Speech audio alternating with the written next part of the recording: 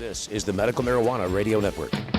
California has been fighting hard to establish some of the coolest laws in the nation, like safe access to medical marijuana. But Steve Cooley just doesn't get it. As LA District Attorney, he defied the law by raiding legal dispensaries and plotted with narcotics officers to eradicate medical marijuana in California. Now he's trying to become our Attorney General, California's top law enforcer. This November 2nd, the most important vote on the ballot for medical marijuana is a vote against Steve Cooley for Attorney General. Sorry, Cooley, you're just not cool enough for California.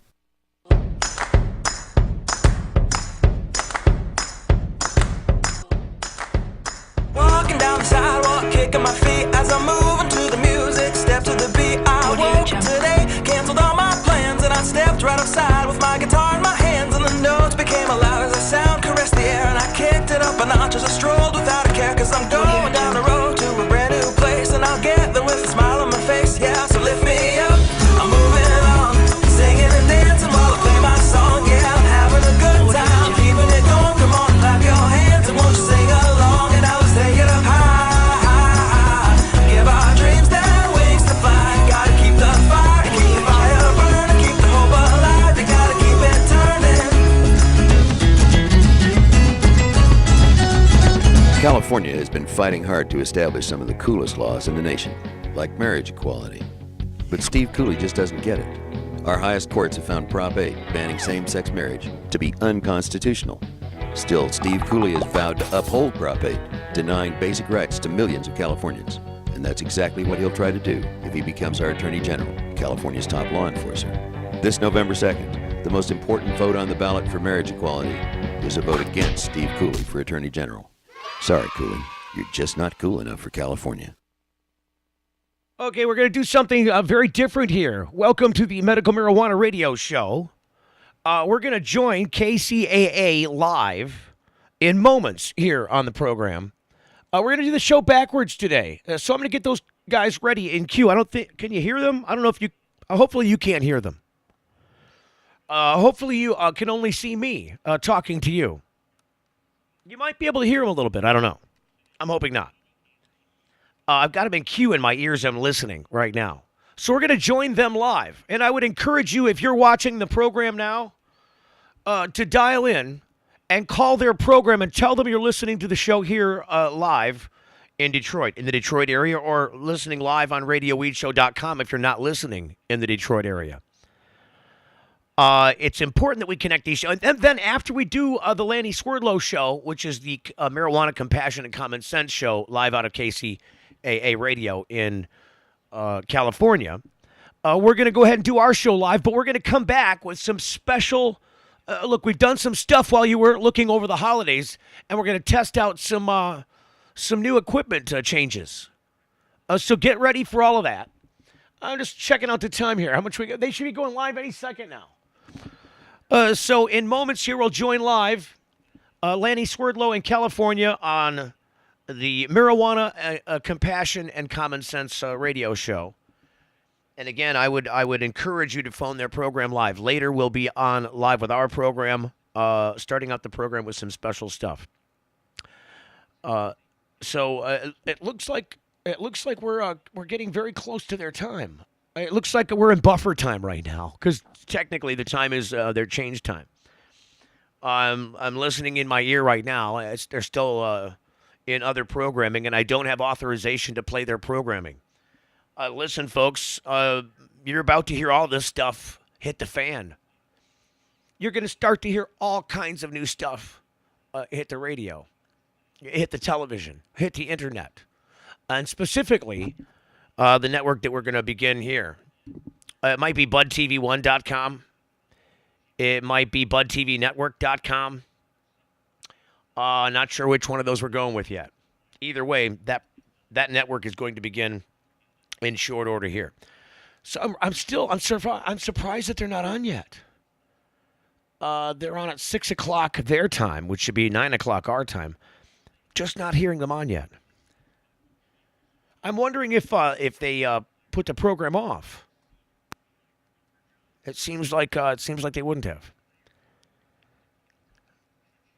I'm hearing some other programming, so maybe it's news that we're hearing now. That's what it is. There we go. It sounds like we're getting ready to join them live. So this is what this is about. We're live in Detroit right now on RadioWeedShow.com. Hopefully, in moments here, we'll join their program. Yeah, we could play a song and just kind of fade into it. We're going to do this network style and join it live just as if we were back in the 1940s. But we're doing it with television and we're doing it with the internet. I think it's a great thing. I think you'll start to see commercials pop. You just saw some. Did you see the great commercials on the beginning there? ASA, California.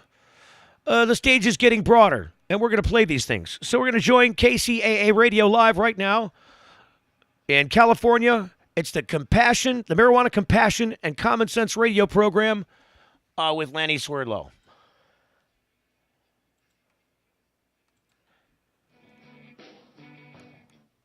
You're on board KCAA's Inland Talk Express.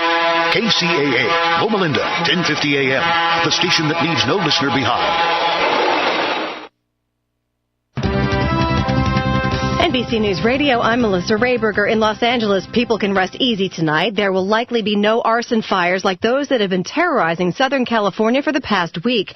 NBC's Mike Taibbi on the man arrested for those fires. L.A. Police Chief Charlie Beck said of the suspect in custody, "We've got the right guy. We're very confident we've found our man." That man is believed to have set dozens of arson fires that destroyed parked cars and buildings. When the sun rises in Iowa tomorrow, the 2012 presidential election officially gets underway.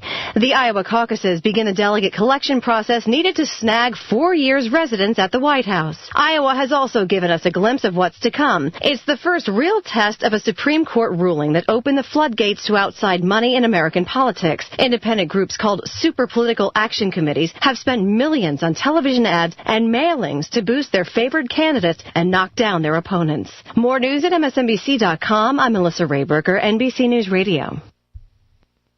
TurboTax, what's your tax question? Is your federal free edition really free? It's actually 4 frees. What? Yes, it's free to prepare, print, e-file, and you get free expert help. See, that's 4 frees. You just blew my mind. Do your simple return with the TurboTax Federal Free Edition. It's free to prepare, print, e-file, and only TurboTax offers free one-on-one expert tax advice for everyone, live by phone and chat. Go to TurboTax.com. Live tax advice service is free and subject to availability, restrictions, and change without notice. See TurboTax.com for details.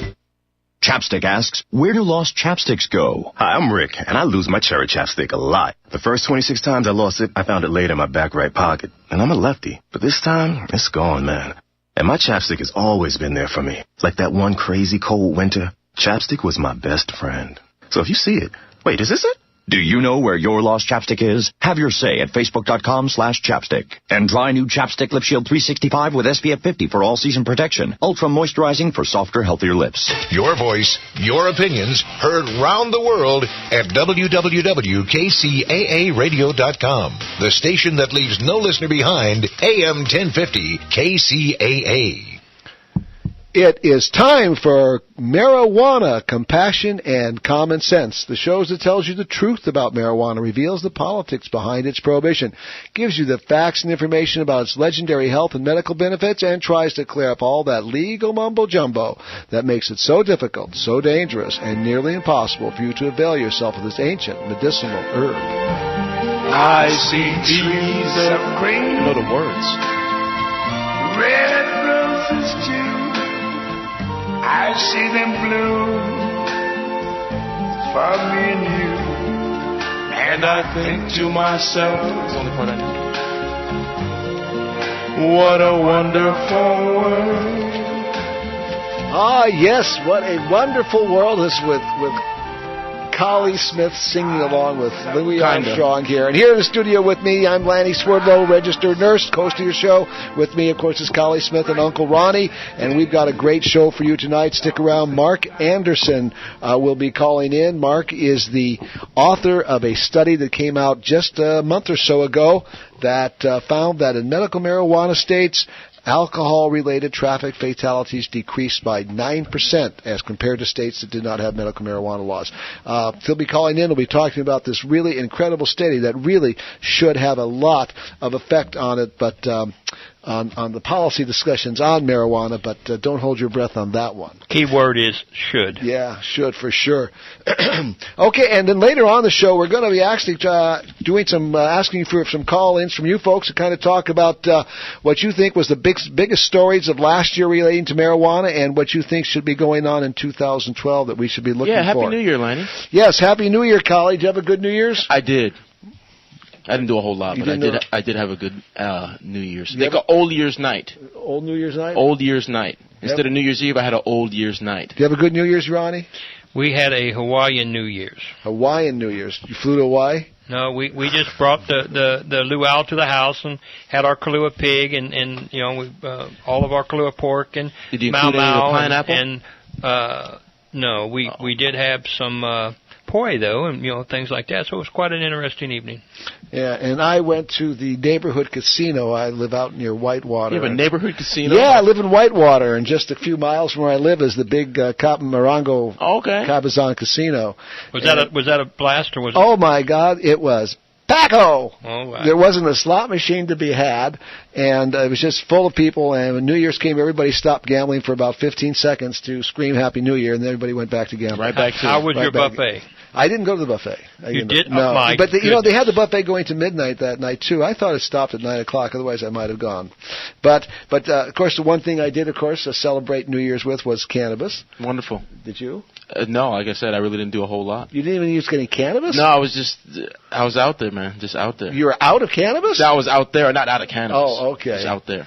I imagine you nibbled a bit, Ronnie. I had quite a few edibles that night. Yeah, there you go. Yeah, it's a great way to end the new year, but it's an even better way to start the new year is with cannabis because it is so beneficial. And this year, it's going to be really a momentous year. I mean, I sure hope 2012 is better than 2011. I was not thrilled to death with 2011. I don't imagine most people, medical marijuana advocates, were thrilled to death. Although there was, certain advances made and all that kind of stuff. Like what? What advances were made? Well, some really good research came out. We also had, didn't we get another one or two states in last year that became medical marijuana states? Yes, as well? we did. Yeah. So, but no, it was mainly, I would say on the balance side, it was more negative than positive. Yeah. Now wait a minute. I would say we took 3 steps forward and 2 steps back. Oh, well. We got 4 governors going to the government trying to get this thing rescheduled. Yeah, they're going to get asking for it to be rescheduled, and I'm not always sure that's the greatest thing in the world for it for rescheduling, because if it's rescheduled from Schedule 1 to Schedule 2. Granted, it's not Schedule 1, and research could now proceed forward without the big impediment right now of the government, saying, "Oh, it's Schedule 1. There's no, it's not even acceptable for research." But only doctors, once again, will have to write out these forms in triplicates, like when they prescribe morphine and that kind of stuff. And only the pharmaceutical companies will be the ones who will be able to manufacture and distribute it. And it will be in very... it's not going to be in the form that we're used to. And but I guess it's a step in the right direction. I don't know. But that's what they're doing, and anything that loosens the law to keep it, making it a little more legal than it is better than nothing. But I am not thrilled with the idea of making it Schedule 2. I'm thrilled with making the idea schedule. Take it off the schedule. Well, it's like Schedule 4, like aspirin, and you can just go down to any store and Willow bark. What? Yeah, make it like willow bark. And it's even it's still, and then I just hate to think that the pharmaceutical companies are going to make more money because they already make so much money off of us. I hate to think that the pharmaceutical companies are the ones who are going to make the money off of marijuana. It's not like they need it. But of course, the other things, some small companies can get into it. I guess anybody can become a pharmaceutical company and start manufacturing it. But I don't know. Yeah, we'll see. We'll see what's happening. That's just one of the ways. There's a lot of things going on. Kamala Harris put out a memo to lawmakers this last week or so about, and it was just kind of a milquetoast thing where she kind of said, well, you can't violate the will of the voters, but you also got to take into consideration the federal government. Right. And well, she didn't say anything. Well, yeah, sure, you got to pay attention to the voters. You got to pay attention to the federal government. But why? We need something a little more concrete from our Attorney General than platitudes. Well, what can Congress do actually? Because can they actually? They can't amend the original Prop 215, can they? No, it cannot be That's amended. What is she asking them to do? What can they do? What she was telling me, she says, you have to take into consideration the voters. She was saying you can't amend Proposition 215. In other words, you can't take it away. You can't make it more restrictive. Right. So any kind of legislation you pass, you're going to have to pass in compliance with Proposition 215. You can't do whatever you want. And then she was saying, but on the other hand, you got to pay attention to what the feds are doing and the saber rattling that they're doing. And, so she didn't say anything. I mean, this is all obvious. You can't violate Proposition 215, and you're going to have to listen to the feds or somehow, bend things around so you can get around it. But we just need the feds to completely back off of this whole thing. The only reason they are here is because law enforcement asked them to be here, and now we've got this stuff going on in California. It's just driving. We were going nuts about it beforehand. Now it's just even going crazier. Except for the Mexican mafia, they are celebrating. They are celebrating. They're going to have, if everything's going the way it's going, the Mexican mafia is going to have a banner year in 2012 for their illicit marijuana sales. The Mexican mafia is supposedly the largest distributor of illicit marijuana in California. So when legal marijuana provided by medical marijuana collectives is halted, then people are going to have to get their marijuana some way, and they're going to go back to the old-fashioned way. They're going to buy it from criminals, and buying it from criminals means the Mexican mafia sells a lot more marijuana, and they get to rape more of our national forest. But there's a silver lining, and it gives more cops more jobs. Okay, more jobs for cops. If marijuana is being produced legally, cops can't sit there and bust people for producing it. So they can go into the national forest and they can sit there and point, oh my gosh, look how horrible marijuana is. The Mexican mafia comes into our national forest and destroys our national forest growing marijuana because marijuana is so powerful. Self-fulfilling prophecy. Yeah, and it's just nonsense. Of course, it's not marijuana that's causing the problem. It's marijuana prohibition. It's just like the all these murders going on in the Mexican border here, and it's always referred to as drug murders. They're not drug murders. People are not taking drugs and going out and going crazy and killing people. It's their drug prohibition murders. These are murders caused because drugs are not available.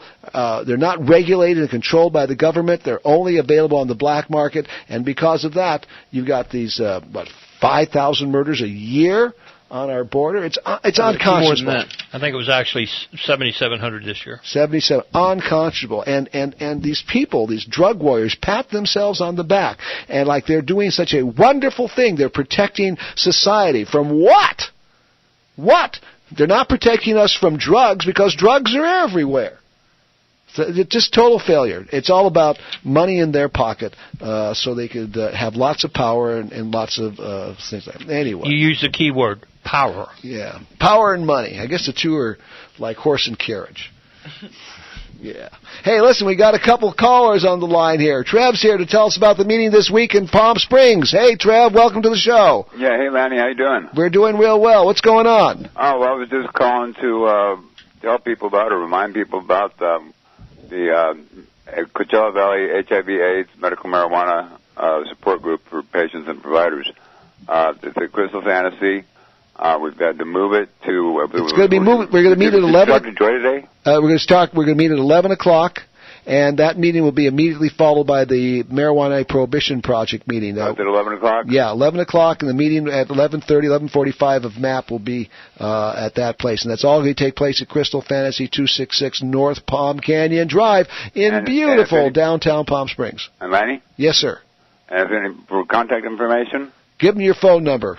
760-318-1077. There you go. Specific information about the AIDS, HIV, medical marijuana patient support group in Palm Springs. But this Saturday, come on down for the 11 o'clock AIDS group meeting, and then stick around or come specifically for the MAP meeting at 11:30, and it's going to take place at Crystal Fantasy. Thanks for calling in, Trev. Thanks, man. All right. And also on the lines with probably our latest Joe Grumbine update is roving reporter Rory. Hey, first I want to wish you guys a very happy New Year. Hey, you too, Rory. Happy New Year. Absolutely, Rory. You have to have a better one. Yeah. To answer your question, first off, what was the biggest event last year?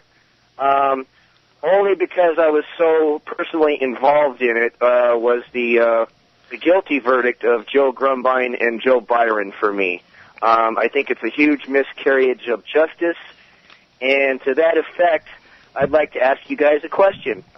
What do Superman, Cheech and Chong, and the Three Stooges have to do with marijuana patients and their rights? I don't know. What does Superman, the Three Stooges, and what was the other one? Cheech and Chong. Cheech and Chong have to do with medical marijuana patients and their rights. The Freedom Fighters Film Fest. The Freedom Fighters Film. Yes. Okay, yes, I'm glad you called about that. That's happening this coming Friday. Tell our listeners about it. Yes, it's going to be a fundraiser for Joe Grumbine. It's going to be this Friday at 7 o'clock at THCF, 647 North Main Street. I'm proud to say that the cast of Marijuana Compassion and Common Sense will be there, and I thank you guys very much for that. Admission is only $10. We're asking for cash. There will be special guests, special treats, prizes, surprises. You can meet Joe Grumbine there, Lanny, Uncle Ronnie, Callie. I'll be there. I'd like to thank Connie Kippy Cash for her outstanding work promoting I'll second this that event. emotion. So now, what are you going to be showing? They're going to be showing the Three Stooges and Superman? Yeah, we're going to start with a Superman cartoon, a Three Stooges short. We're going to have a couple of speeches. Hopefully, you'll give a brief rendition of your normal show that you do Friday night. And thank you for letting us use that time for this event, by the way. Which Superman cartoon are you showing? Are you showing one of the, He's more interested in original, Superman. The Fleischer cartoon. the Fleischer, the ones that are so Art Deco. Yeah. Oh, those yeah. are fabulous. You're showing the one, the mechanical monsters. That's the best one. Yeah, by request, I'll show that one. If that's your listen, favorite, folks, I'll show if you have not seen some of these old Superman cartoons that were done, I guess in the 30s by Mac Fleischer, who was this incredible artist who did all this Art Deco work. Incredible. They are really the original something Betty to Boop see. cartoons. Yeah, and original Betty Boop cartoon. Yeah. Oh, the Fleischer Studios did Betty Boop. Oh, Betty Boop did, yeah. But you're going to show one of the original Superman. These are really, if they're showing mechanical monsters, I remember seeing that when I was a kid, and I just loved it. Yeah. Anyway, it's going to be this Friday, January 6th, 7:30 p.m. at the THCF Medical Clinic. $10 donation, Freedom Fighters Film Fest. Thank you so much for calling in, Roy. We'll see you this Friday. Can I add, this first event is for qualified patients, and please bring your valid rec. Oh, okay. You have to be a patient to be able to attend. Oh, I'm glad you said that, because there's people who listen that are not qualified patients. They're unqualified patients. And bring cash. Cash is king. Okay, and bring cash. Cash is king. Got it. Thanks. We'll see you Friday, Rory. Thank you, guys. Bye-bye. See you, Rory. Okay, hey, time to get into our first commercial, and that's going to be about gun construction. William H. Gun Construction Company does all kinds of house repairs from the foundation to the roof. Are you getting ready to upgrade, do some addition, do some remodeling? William H. Gun Construction does it all, from the blueprints to the permits to the finished work. Whether it's drywall, painting, crown molding, patio covers, decks, carports, and more, William H. Gun Construction can do it all. Plus, he can also take care of your plumbing and electrical problems. So if you got leaky faucets, stuck plumbing lines, or you got some electrical problems, William H. Gun Construction can take care of that as well. Plus, of course, he is an expert at fabricating growing environments, excellent grow rooms to grow your medicine. So if you're thinking of putting in a grow room, doing your own, here's your chance to get it done by an expert who knows how to do it because he does it himself. That's William H. Gun Construction, licensed and bonded since 1988 for the utmost in reasonable prices, professionalism, and discretion. You need to give them a call, 951-785-1095. That's 951-785-1095. William H. Gun Construction. Okay. All right. Well, let's got a couple other things going on that I think we want to talk about. You know, I saw this article in the West Coast Leaf. By the way, folks, there's a great magazine that's called West Coast Leaf magazine. It comes out once every 3 months, a quarterly. More like a newspaper. Yeah, it's like a newspaper rather than a slick magazine like all these other. But this one is really serious stuff. It's got all kinds of great articles in it, and you can pick up copies of the THCF Medical Center if you come on down. We usually always have copies. But, you know, this latest issue had an article that really kind of caught my eye, and I have a sneaky hunch it probably got you. Somebody asked me this question the other day, and I did not have the answer for it. And that was, what is the NRA's position on the alcohol, tobacco, and firearms declaring that it's illegal to sell guns or ammo to medical marijuana patients because... They don't have a stated position. Well, yes, they did, and that's what interesting because I had thought they didn't. But now this is written by Mickey Martin, who is an advocate and quite a writer, does a lot of writing about this issue, and apparently he contacted the National Rifle Association, and he got somebody by the name of Kyle. And he asked him what the Rifle Position Association is on this, and they said that the nation's largest was to follow the 1968 Gun Control Act, which made it illegal for those who use illegal drugs to possess firearms. Oddly enough, though, the article noted when the act was passed, the NRA was against any gun regulation and lobbied heavily through mass mailings to undermine the new law. But surprisingly, they didn't win this one. The group was succeed in wiping out large portions of this thing there, but they did not succeed in wiping out the part that made, if you use any controlled substance, illegal. When this guy Kyle found out that this person who calling in was not a NRA member, but rather a reporter for a magazine, they referred them to the NRA Public Relations Office, which was not available for comment. So we really don't have an official word. Hey, who is this mysterious Kyle?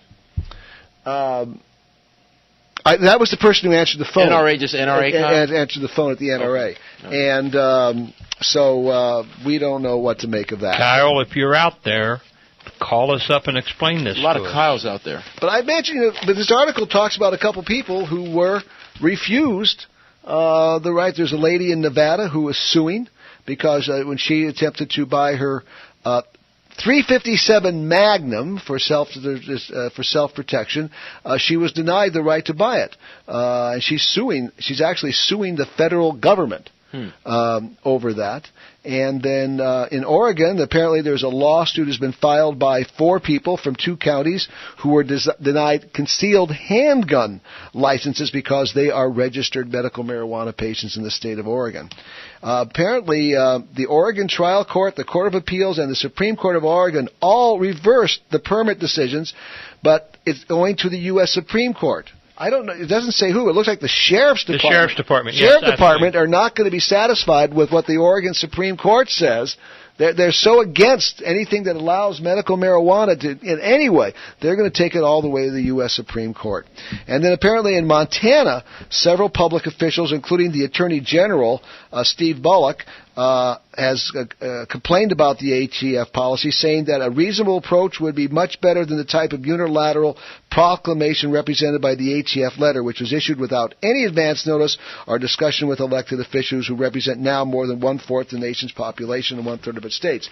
And that's interesting. You know, medical marijuana is now in 16 states and in Washington, D.C., and it is...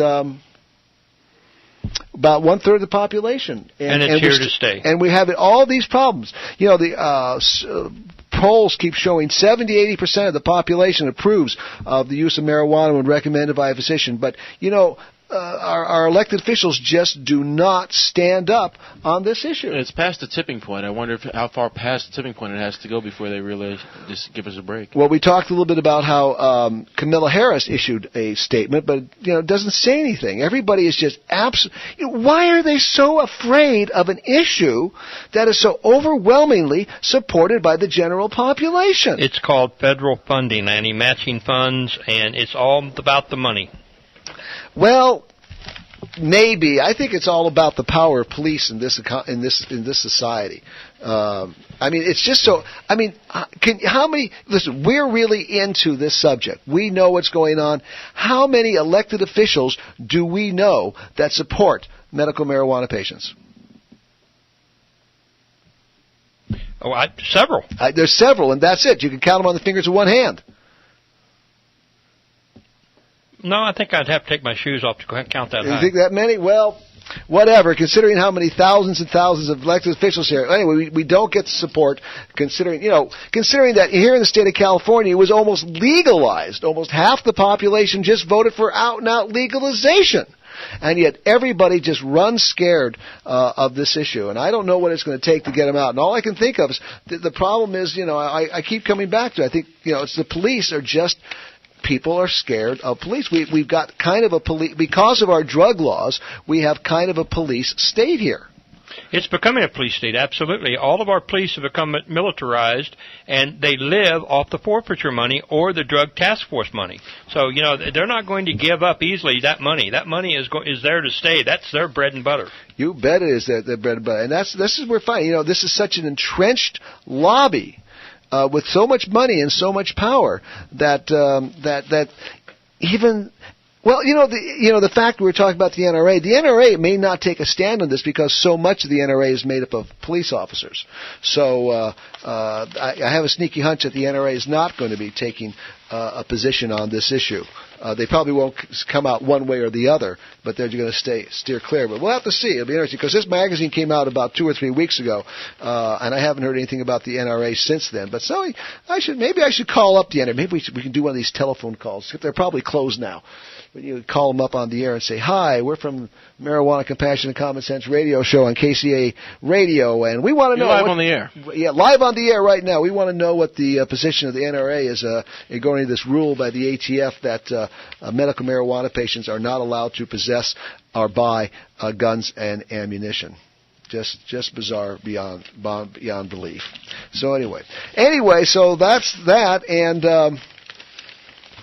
Well, I think we're going to have to talk about some other things here. Hey, listen, if there's anybody out there that would like to talk about what they thought was the greatest event of 2011 or what we should be doing in 2012, give us a call at 888-909-1050. We'd love to hear from you and talk about these various issues that are coming up. 2012 is going to be a banner year. I don't know what it's going to be for good or ill, but it's going to be a year in which we're going to be having to... I'd like to make a prediction here, Lanny. Yes. In the year 2012, at least one state in these United States will legalize the use of marijuana. Well, I just read yesterday that in the state of Washington, they turned in 350,000 signatures, which is way more than necessary to put on the ballot a legalization measure. So it's definitely going to be on in the state of Washington. Although I think the state of Washington bill is more, no, it's going to provide for sales. It's going to provide for sales. So it's definitely a legalization measure. So we've seen it in Washington. It's almost a foregone conclusion that it's going to be on the ballot in Colorado.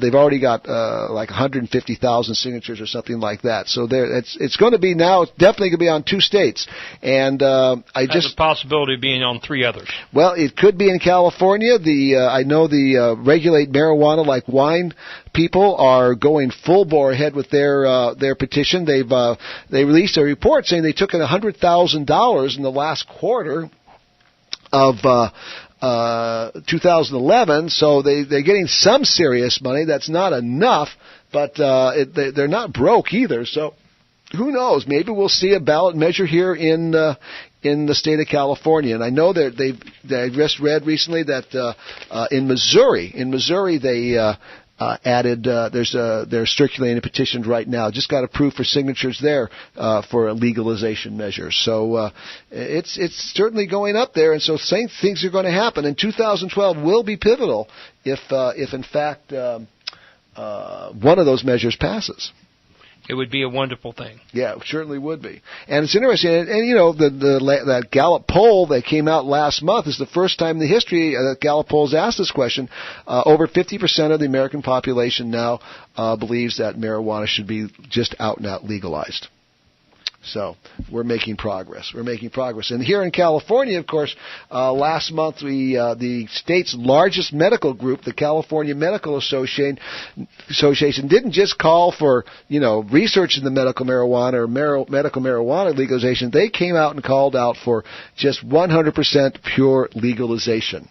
And they did it so they said prescriptions can prescribe it and research can go forward. So the American Medical Association has made a request that it be rescheduled, that the studies be done so it can go from Schedule 1 to Schedule 2 or Schedule 3 or whatever, which is great because the opponents of medical marijuana always used to like to hoist up that canard that, the American Medical Association wants marijuana in Schedule 1. Well, that's not true anymore, and they can't say that. And I don't think it was ever true. No, they did used to say it should stay in Schedule 1. So that was what was so momentous about this vote they took last year, was they actually said, we're not saying that anymore. And we're saying that we think it's time that it be studied and taken off of Schedule 1. So they can't. So no one can say anymore at the AMA says marijuana should be in Schedule 1. It's always interesting to note that when the Marijuana Tax Act was before Congress in 1937, the only organization that came before Congress to oppose making marijuana illegal was the American Medical Association, and their representative called for it to be. He said it's too important a medicine. Is exactly what he said. Exactly. It's too important a medicine, and that's what it's all about. And the California Medical Association, and of course, I imagine the CMA is being attacked by law enforcement and drug warriors saying, how can you say that? But they haven't backed off. They haven't backed off on it. And the number of organizations now and former political leaders and all this kind of stuff that are coming out in favor of it is just unbelievable. And yet we're still having all these problems. Well, when RAND came out with their big study, and they were it took them 10 days, but they were forced to retract their statement. Now we've got this new study out where in the medical marijuana states, traffic fatalities due to alcohol consumption dropped 9%. And I'm wondering, it'll be interesting to talk to Mr. Anderson tonight when he calls in. I don't think he's going to call in. Well, it would be interesting. It would have been interesting to talk to Mr. Anderson to find out, if he's receiving any pressure or what kind of pressures he is receiving to rescind his data. Yeah, well, I don't know why I don't know. Mr. Anderson may have gotten the dates confused or something. I will get back to him. I'm sure he will be able to call into a future program. I have to apologize. He was scheduled, but unfortunately something must have come up, and he was not able to call in tonight. But hang tight. We'll get him on a future show. I am so sure. But right now, speaking about that, I got it. Yes. There was something that you were going to talk about on the 5th of January in Sacramento? Oh, no, that's the 10th of January. Don Duncan's going to call about this next Monday, but if you might want to attend it, I don't know too much about it, but ASA is introducing an initiative. This is another initiative petition measure to develop a statewide regulation system for medical marijuana.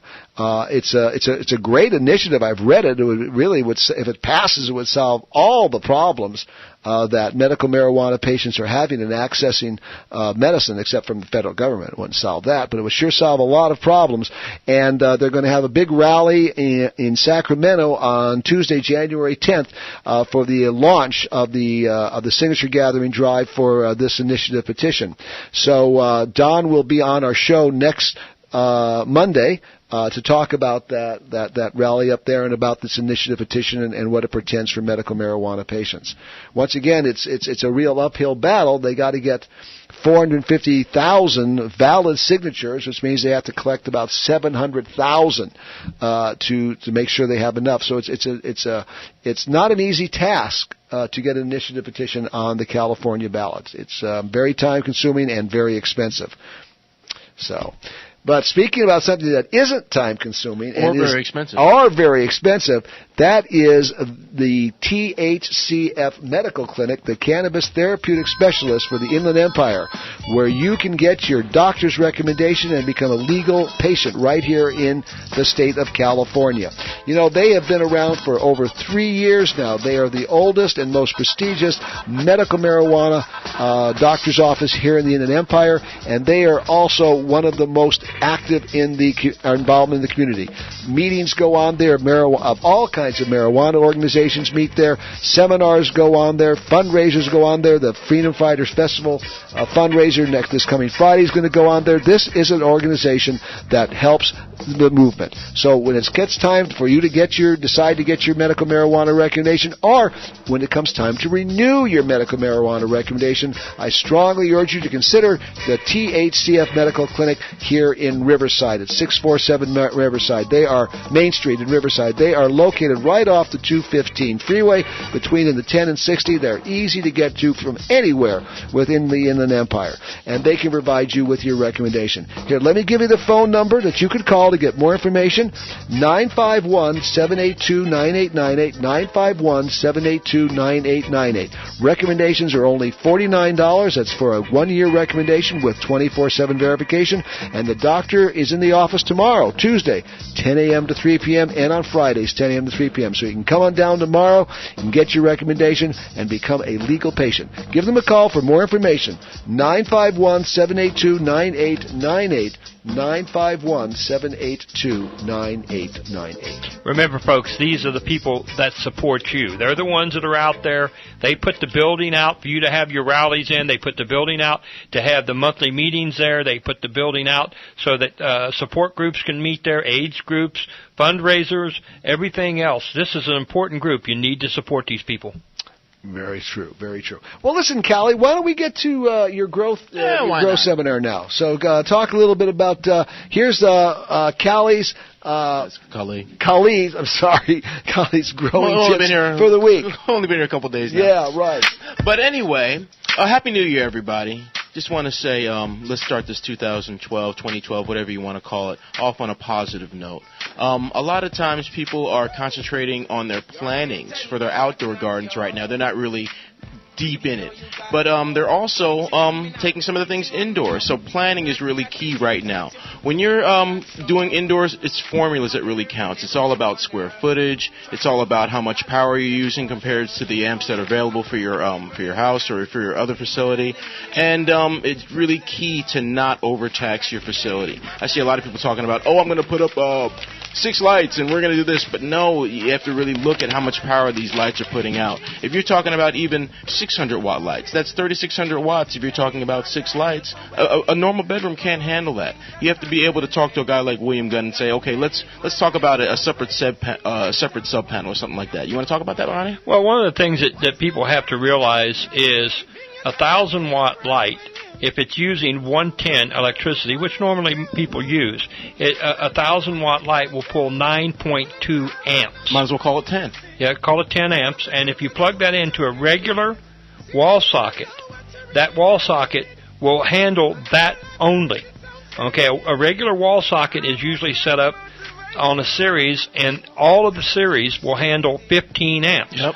So if you have 5 plugs on there, anything that's plugged into that can only come up to 15 amps. That's the maximum. And that 1,000 light is, let's say, 10 amps. Then you have to have your fans and you have to have everything else.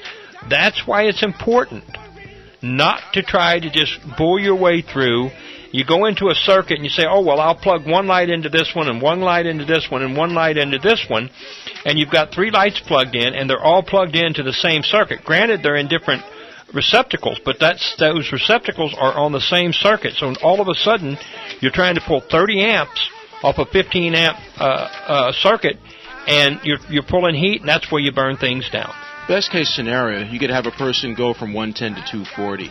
You know, it doesn't really save much on your power bill, but it does allow you to run a few more lights with a little bit less amperage. Instead of 9.2, it's 4.5 if you're running 220.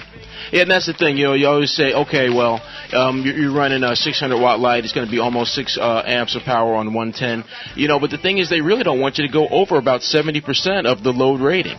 So you really got to get with an electrician if you're going to be doing anything close to a couple thousand watts of power. And then also remember, for every 1,000 watts of power, you're probably going to be going in a residential area about $100 a month in power bill. It will cost you on an average for every 1,000-watt light with the other paraphernalia that you have to use to run this light and to help this light around. It will cost you somewhere between $100 and $120 a month to run that 1,000-watt light. And that doesn't mean get scared away from growing indoors and anything like that. You can start very simply. You can put something on your windowsill if you want to. That's now you're indoors. You see what I'm saying? But really be aware of, you just can't put up the grow room of your dreams without knowing some basic electrical principles and some basic safety principles. Know that, water and electricity don't mix. You don't see very many people growing orange trees indoors. We're growing indoors for certain reasons, just the climate of today. But when you're growing indoors, really know that you need to be protecting yourself and those around you. Okay. I got a question for you because I was noticing here, one of the articles talked about that the weather for outdoor growing in California this year was not the best. Atrocious. Well, explain that. Why was the weather so bad in California this year? Well, what we had a lot of fog, a lot of overcast, a lot of rainy weather when we shouldn't have had rainy weather, and it totally disrupted the growth cycle of the plants this year. They were blooming when they shouldn't have been blooming, and they were going back into veg when they should have been blooming. So it was a total freak of nature.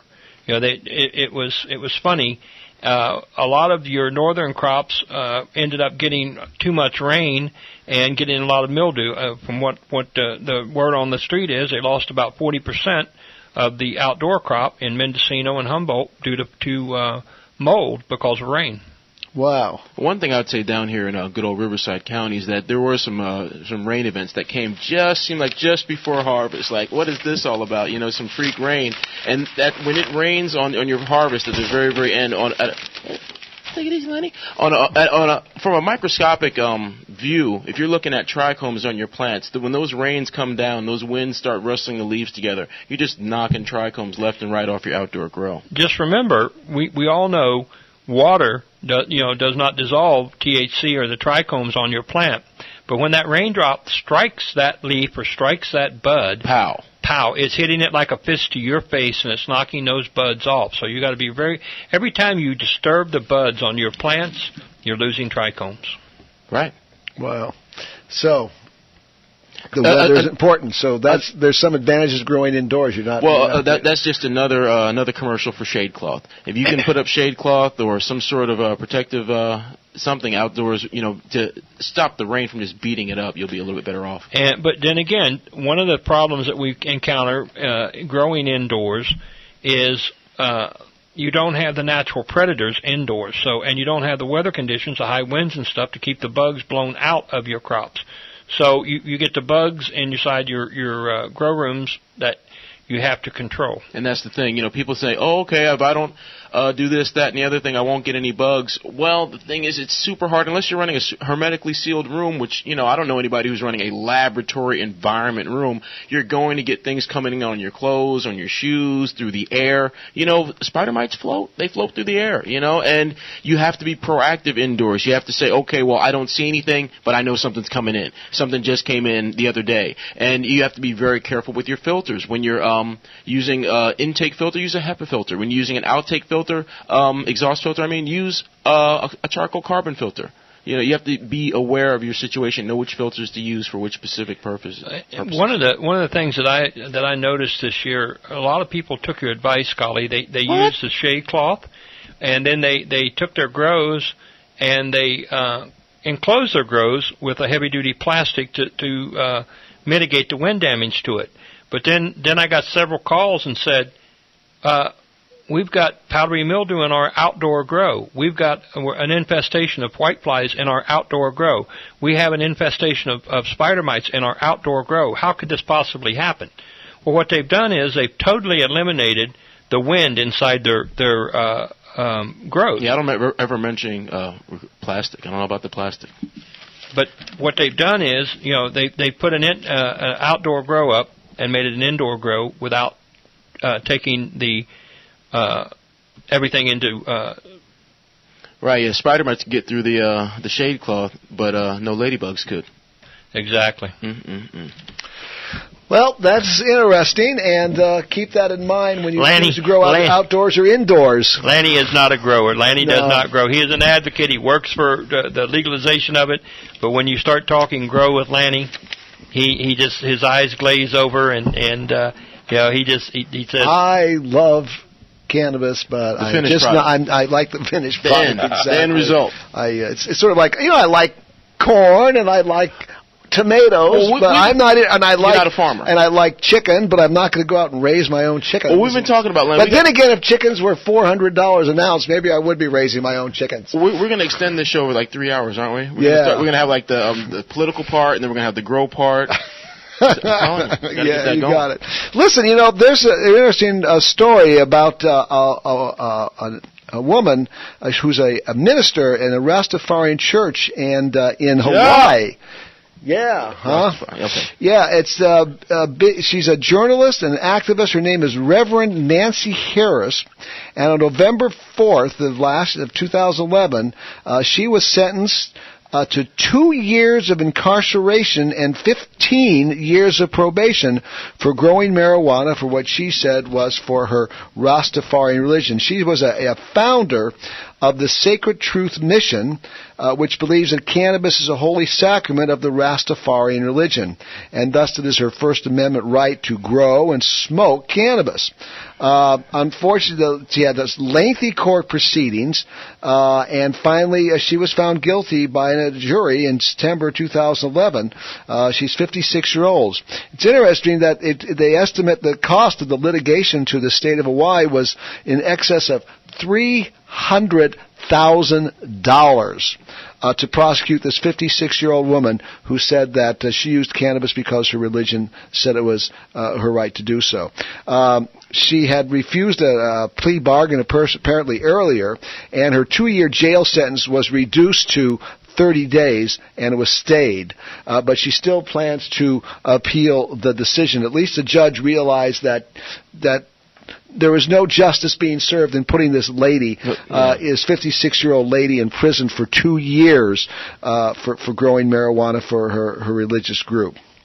Anyway, so apparently a cannabis-based minister, Roger Christian, also a member of the Hilo-based church, faces separate federal sentences. Now, this is federal. That was state. Oh, boy. And he's looking at 10 to 20 years. I think Roger's in jail with right now. Well, he's in jail. He hasn't been tried yet. He's been sitting in jail. Right. Because he doesn't have, they won't give him bail or whatever. Political prisoner. Yeah, political and religious prisoner. It's just absolute.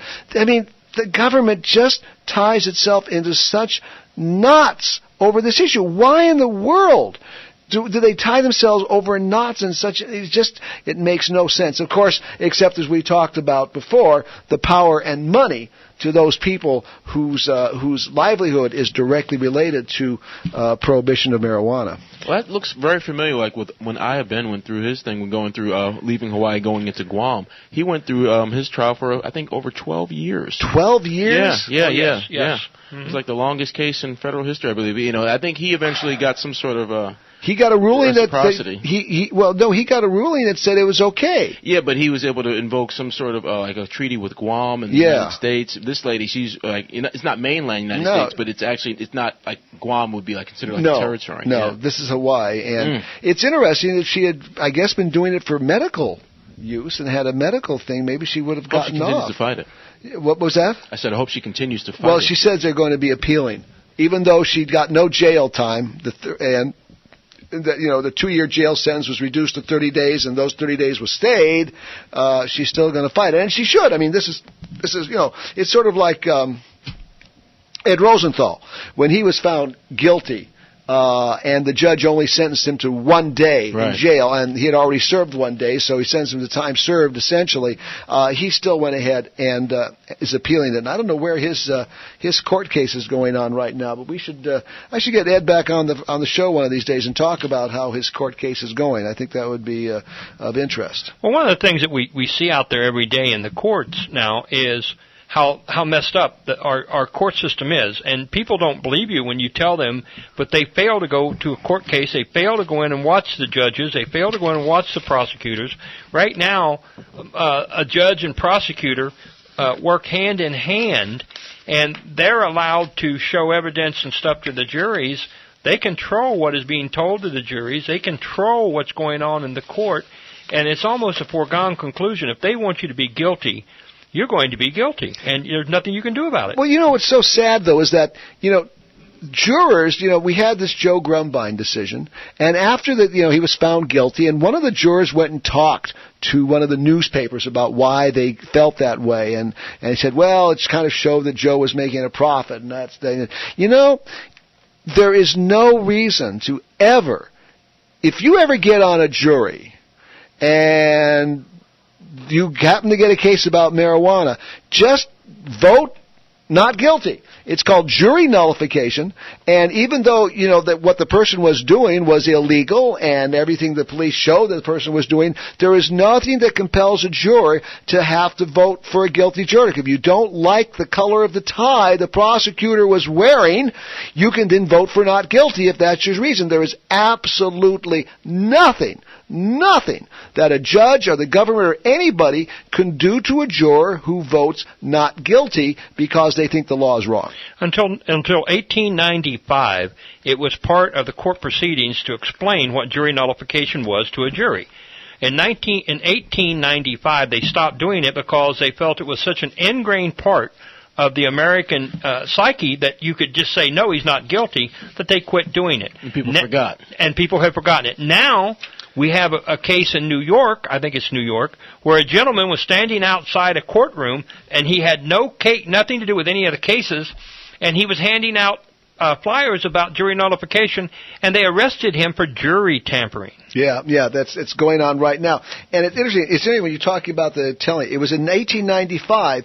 It says the Supreme Court ruled that jurors had no right during trials to be told about notification. Now, it says they had no right to be told, but the court did not say that the jurors didn't have the power or they couldn't be told about it, but only judges that were not required to instruct them on the issue of jury nullification. So we had this poor guy out there who was handing out leaflets to anybody walking into the court that about jury nullification. He is now arrested and undergoing prosecution for jury tampering. This is the absurdity that's going on here. And in some jurisdictions like Washington D.C., prosecutors, it's been very difficult for prosecutors to get convictions in drug cases because the jurors, just think this is stupid beyond belief. And so what they are trying to do, prosecutors have responded. They are precisely, what's it say? Though they are lobbying lawmakers. Prosecutors are lobbying lawmakers to take away the right to trial by jury in drug cases. They are trying to get our federal Congress to pass a law saying that in federal cases involving drugs, you are not entitled to a jury trial. This is just one more instance of how these nations' drug laws have undermined our civil rights. The Fourth Amendment is just out the window on reasonable search and seizure. That's not there anymore because of our nation's drug laws. And now look, they're even trying to take away the right to trial by jury. I was just reading yesterday about a case, I think it was in Florida, where they had a anonymous call about a gentleman that was supposedly dealing drugs. So they put a surveillance on his house. They couldn't get anything that way. So what they did was they took a drug-sniffing dog and they ran around the outside of his house. And the dog, on his front door, the dog said, there's dope here. Now, when they went in, they found nothing. But the dog alerted and said there was dope there. So what he is suing for is invasion of privacy, but they're saying, oh no, we were just outside his house, and our probable cause for the warrant was the dog alerting on the door. Now, I've read the articles on false alerts on dogs. The handler can make that dog alert to anything he wants to, right. and I am of the firm belief I don't trust any of them. Oh no, that's the whole thing, and that's the absurdity of the drug war is of course the horrors it causes to our country and the 1 million people we have incarcerated and the $50 billion a year we spend on it, and it's this and the loss of all our civil rights, and like you're just talking about, that's another example where the police get more and more power, and like I said at the very beginning of the show, the problem that we have with legislators afraid to stand up for what so many Americans believe in is because they're afraid of cops. And now we got drones surveilling our own country, our own people, inside America.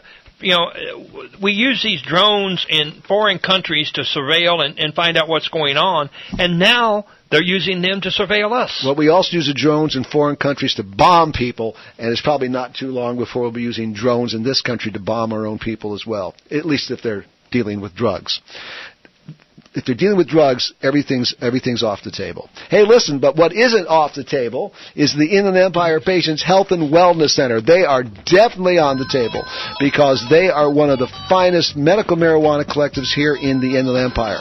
They have set the standard for service selection, compliance, and affordability.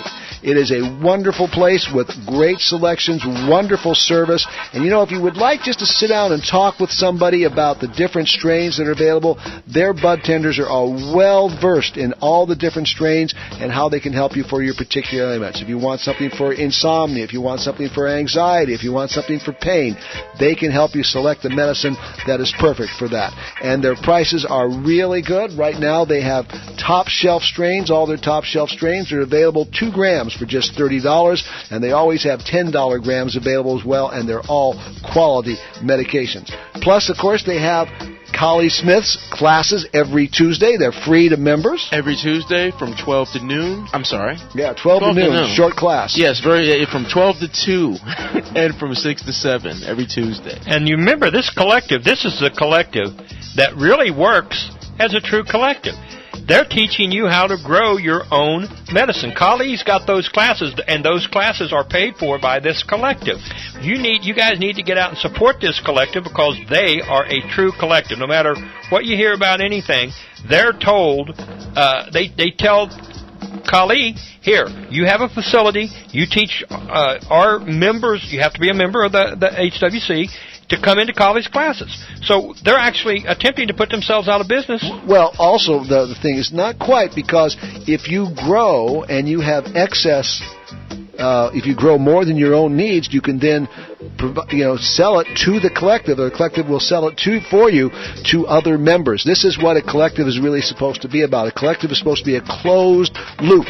Only members of the collective can produce the marijuana, and it can be only distributed to members of the collective. And this is what this collective does. They're teaching you how to grow, and then if you have excess medicine, they'll be able to reimburse you for your expenses of growing that medicine by providing it to other members of the collective who cannot grow their own. So you can't get much better than that. Hey, featuring the Inland Empire's largest selection of strains, edibles, tinctures, clones, and plants, the Health and Wellness Center is open 7 days a week from 11 a.m. to 7 p.m. So come down and see why the Inland Empire Patients Health and Wellness Center was featured on Good Morning America and selected by readers of the IE Weekly for 2 years in a row as the best medical marijuana collective in the Inland Empire. They're located at 647 Main Street in Riverside, 92501. Their phone number, give them a call. For more information, 951-782-8400, 951-782-8400. Check out their website at iehwc.org. They've got everything they have is listed there, plus their pricing and anything else you need to know. Marvelous. Marvelous. Yeah. Well, it is marvelous. It's a great place, and it's conveniently located. So check them out. I like those honey buns they have in there. Have you seen those? Honey buns? They have honey buns. They have apple not apple fritters. They have bear claws and honey buns and all kinds of things. They have brownies and wow, just everything. Okay, we only got a couple minutes left, so hey, get that pen and paper ready. I want to remind you, this Wednesday on January 4th, there's going to be a meeting of the Marijuana Prohibition Project. They're having a joint meeting with the new California Legal and Safe Alliance, which is working with collective operators to protect patients' rights and access to medicine. They're going to be planning some upcoming protest and education forums. So that's going to be this Wednesday, January 4th, 7:30 p.m. Its meeting is at the THCF Medical Clinic, 647 Main Street. For more information, you can call 760-799-2055. 760-799-2055. You'll get information about that meeting and the meeting that you heard about earlier in Palm Springs. And if you have any questions you'd like answered, just leave your name and phone number. I will get back to you, and I'll provide you with whatever information I can. Also, then, don't forget, if you'd like to get hold of my marijuana email newsletter. It comes out once or twice a week. You can get that by going to our website at marijuananews.org, marijuananews.org. Scroll down the homepage to the box that says subscribe, put your email address in there, and you will start receiving news about everything related to marijuana and medical marijuana here in the Inland Empire. Well, Brett is waving the sign that we have less than a minute left, and there comes Louis Armstrong on with what a wonderful, wonderful world this is. Hey, I hope you've had a great show. I had a lot of fun. I apologize for our guest not calling in. No apologies. I guess I'm sure he'll be calling in next week or something, but find out. If you get my email newsletter, you'll know what our guests are every single week here on Marijuana, Compassion, and Common Sense. Hey, thank you so much for calling in. Be a member of the choir. Get out there and tell everybody else about our show. Tell everybody else about the wonderful medical and health benefits of cannabis. Thank you for joining us. Until next week, this is Lanny Swerdlow saying thank you, and remember, this is the show that tells you the truth about marijuana. The bright, blessed day, the dark, sacred night, and I think to myself, what a wonderful world.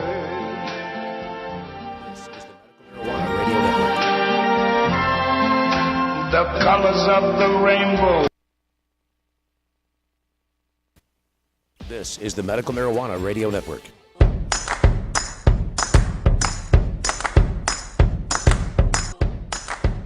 Walking down the sidewalk, kicking my feet as I'm moving to the music. Step to the beat. I woke up today, canceled all my plans, and I stepped right outside with my guitar in my hands, and the notes became loud as the sound caressed the air, and I kicked it up a notch as I strolled without a care, 'cause I'm going down the road to a brand new place, and I'll get there with a smile on my face. Yeah, so lift me up. I'm moving on, singing and dancing while I play my song. Yeah, I'm having a good time, keeping it going. Come on, clap your hands and won't you sing along? And now let's take it up high, high, high.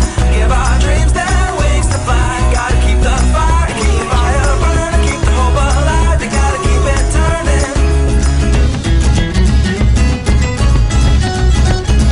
California has been fighting hard to establish some of the coolest laws in the nation, like safe access to medical marijuana. But Steve Cooley just doesn't get it. As LA District Attorney, he defied the law by raiding legal dispensaries and plotted with narcotics officers to eradicate medical marijuana in California. Now he's trying to become our Attorney General, California's top law enforcer. This November 2nd, the most important vote on the ballot for medical marijuana is a vote against Steve Cooley for Attorney General. Sorry, Cooley, you're just not cool enough for California. Well, welcome to the Medical Marijuana Radio Show. We're going to do a strange introduction. We're doing some experimentation here. It's not experimenting with marijuana, let me tell you that. First off, you'll notice that I am absolutely without microphone. Look, I'm mic-free. Okay, I'm not mic-free, it's right here. I had a little wireless mic. And this is kind of setting you up for what's to come. All right? The network is going to come. It's on its way. Look at the hands. I'm like Helen Keller on cocaine. Look at that. I don't know. I can't help it. It's a tic I've developed. It's about expressing myself on the radio. But now I'm on TV. What am I going to do? I don't know. Doing a strange introduction here. So when what I'm about to do is the picture's going to go dark. Don't be afraid. It's not a no-knock raid. What it is it's an experiment. Check it out. I think then we're going to come back and play Charlie Langton for you. Joe Grumbine coming up on the show here. Oh, I don't want to give it away. So we'll go to black. Here's the picture. You'll still be able to hear me.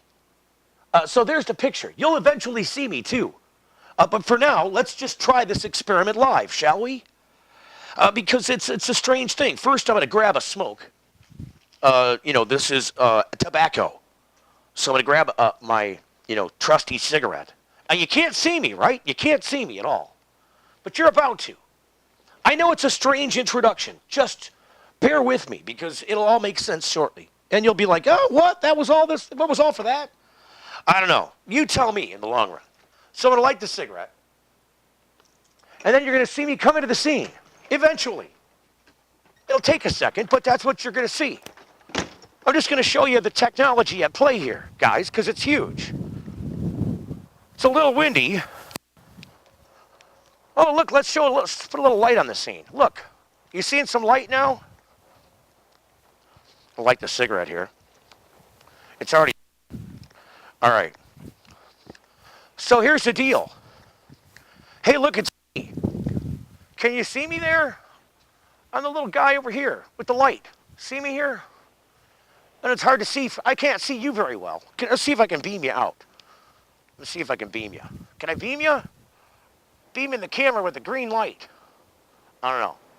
So look, we got two of you now. So we got some green light and some blue light. I'm out here now. This is just a demonstration of our broadcast ability. I'm probably pissing off the neighbors. So I'm going to just kind of progress forward this way and show you that I'm really quite a ways away. And I could be a lot further, but, limitations being what they are, with just being one guy. I'm only one guy. This is one guy doing this. Look, there I am. Look at that. Okay, see if I can wind out here. Okay, let's see. I'm going to widen it out. There we go. Look, it's like Halloween. Look at that. It's kind of cold out here, I'll tell you. Michigan it's brisk out here. So we're doing a live shot. Doing a live shot. Here's what we're going to do. Okay, bear with me. Taking the camera off the stand. There we go. And then we're going to go and take this back in and transition. There we go. So can we get some focus here? A little focus. Get the camera to focus here. Look, there we go. So we got a little focus. Can you see? Is it all right? I know it's a low light situation, but we'll make the best out of it. So, transpire, carry it all back in here. Now, mind you, we're wireless except for, get back in here. There we go. We're wireless except for the actual camera itself. It's got to be hardwired. So I'm just going to give you a limited view here. Hang on. Drag some of this back in. Good Lord. What a mess. See, if you got some Foley guys, they can do this stuff for you. Good God. Oh, what a pain in the butt. Dragging it in because I don't trust it. Good, it got caught up. Look at that. Oh, what a mess. Okay. That's out of there. Cord's back in. It's frozen. Look at that. I mean, it's ice frickin' cold. Okay. So there we go. We got that part, and then we're going to transition back. Got to get over here to so you can see what the heck's going on here. Boy, we're bright now, aren't we? Transition back over here. Look at that. We're back in now. Let me tell you, that's a little different, isn't it? Just a little bit. I know. All that for that, right? So technology changes. We're doing this on a shoestring budget, people. If we can do this, what else can we do? Look, if I want a microphone, I can bring it back. Here, look. We'll do it this way. Actually, sound a little warmer that way. A little tinny here on the weather microphone. See, now I sound a lot warmer, don't I? A little warmer. On two mics now. Go figure. Twice as loud. Like I need that. I better turn it down. Down just a little. So there you go. I'm going to put this mic away because I like being hands-free. It's kind of fun. So there you go. That's the special introduction. Look, Justin was supposed to help me with this. Justin's never a reliable guy. He's out right now, running around. He should be here shortly. So we'll see if we can't get the show underway. We're going to see if we can play the Charlie Langton piece. Let's start the radio program. The following presentation is controversial and may be offensive to some audiences.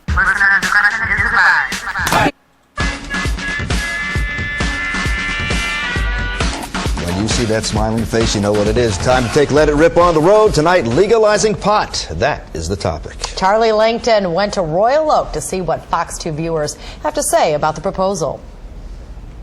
Do you think marijuana should be legalized? Yes. Yes. Why is that?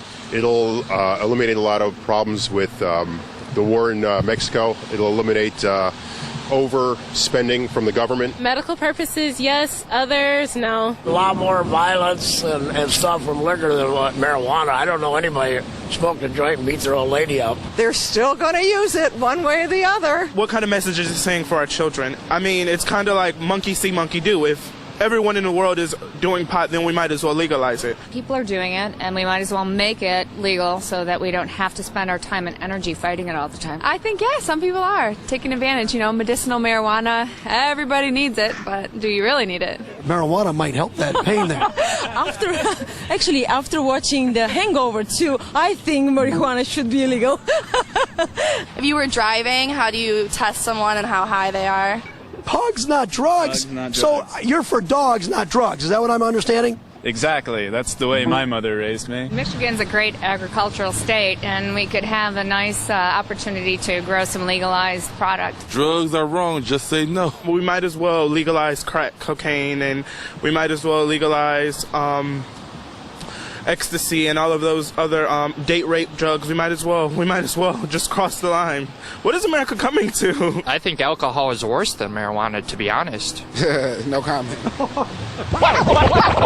Countdown to launch.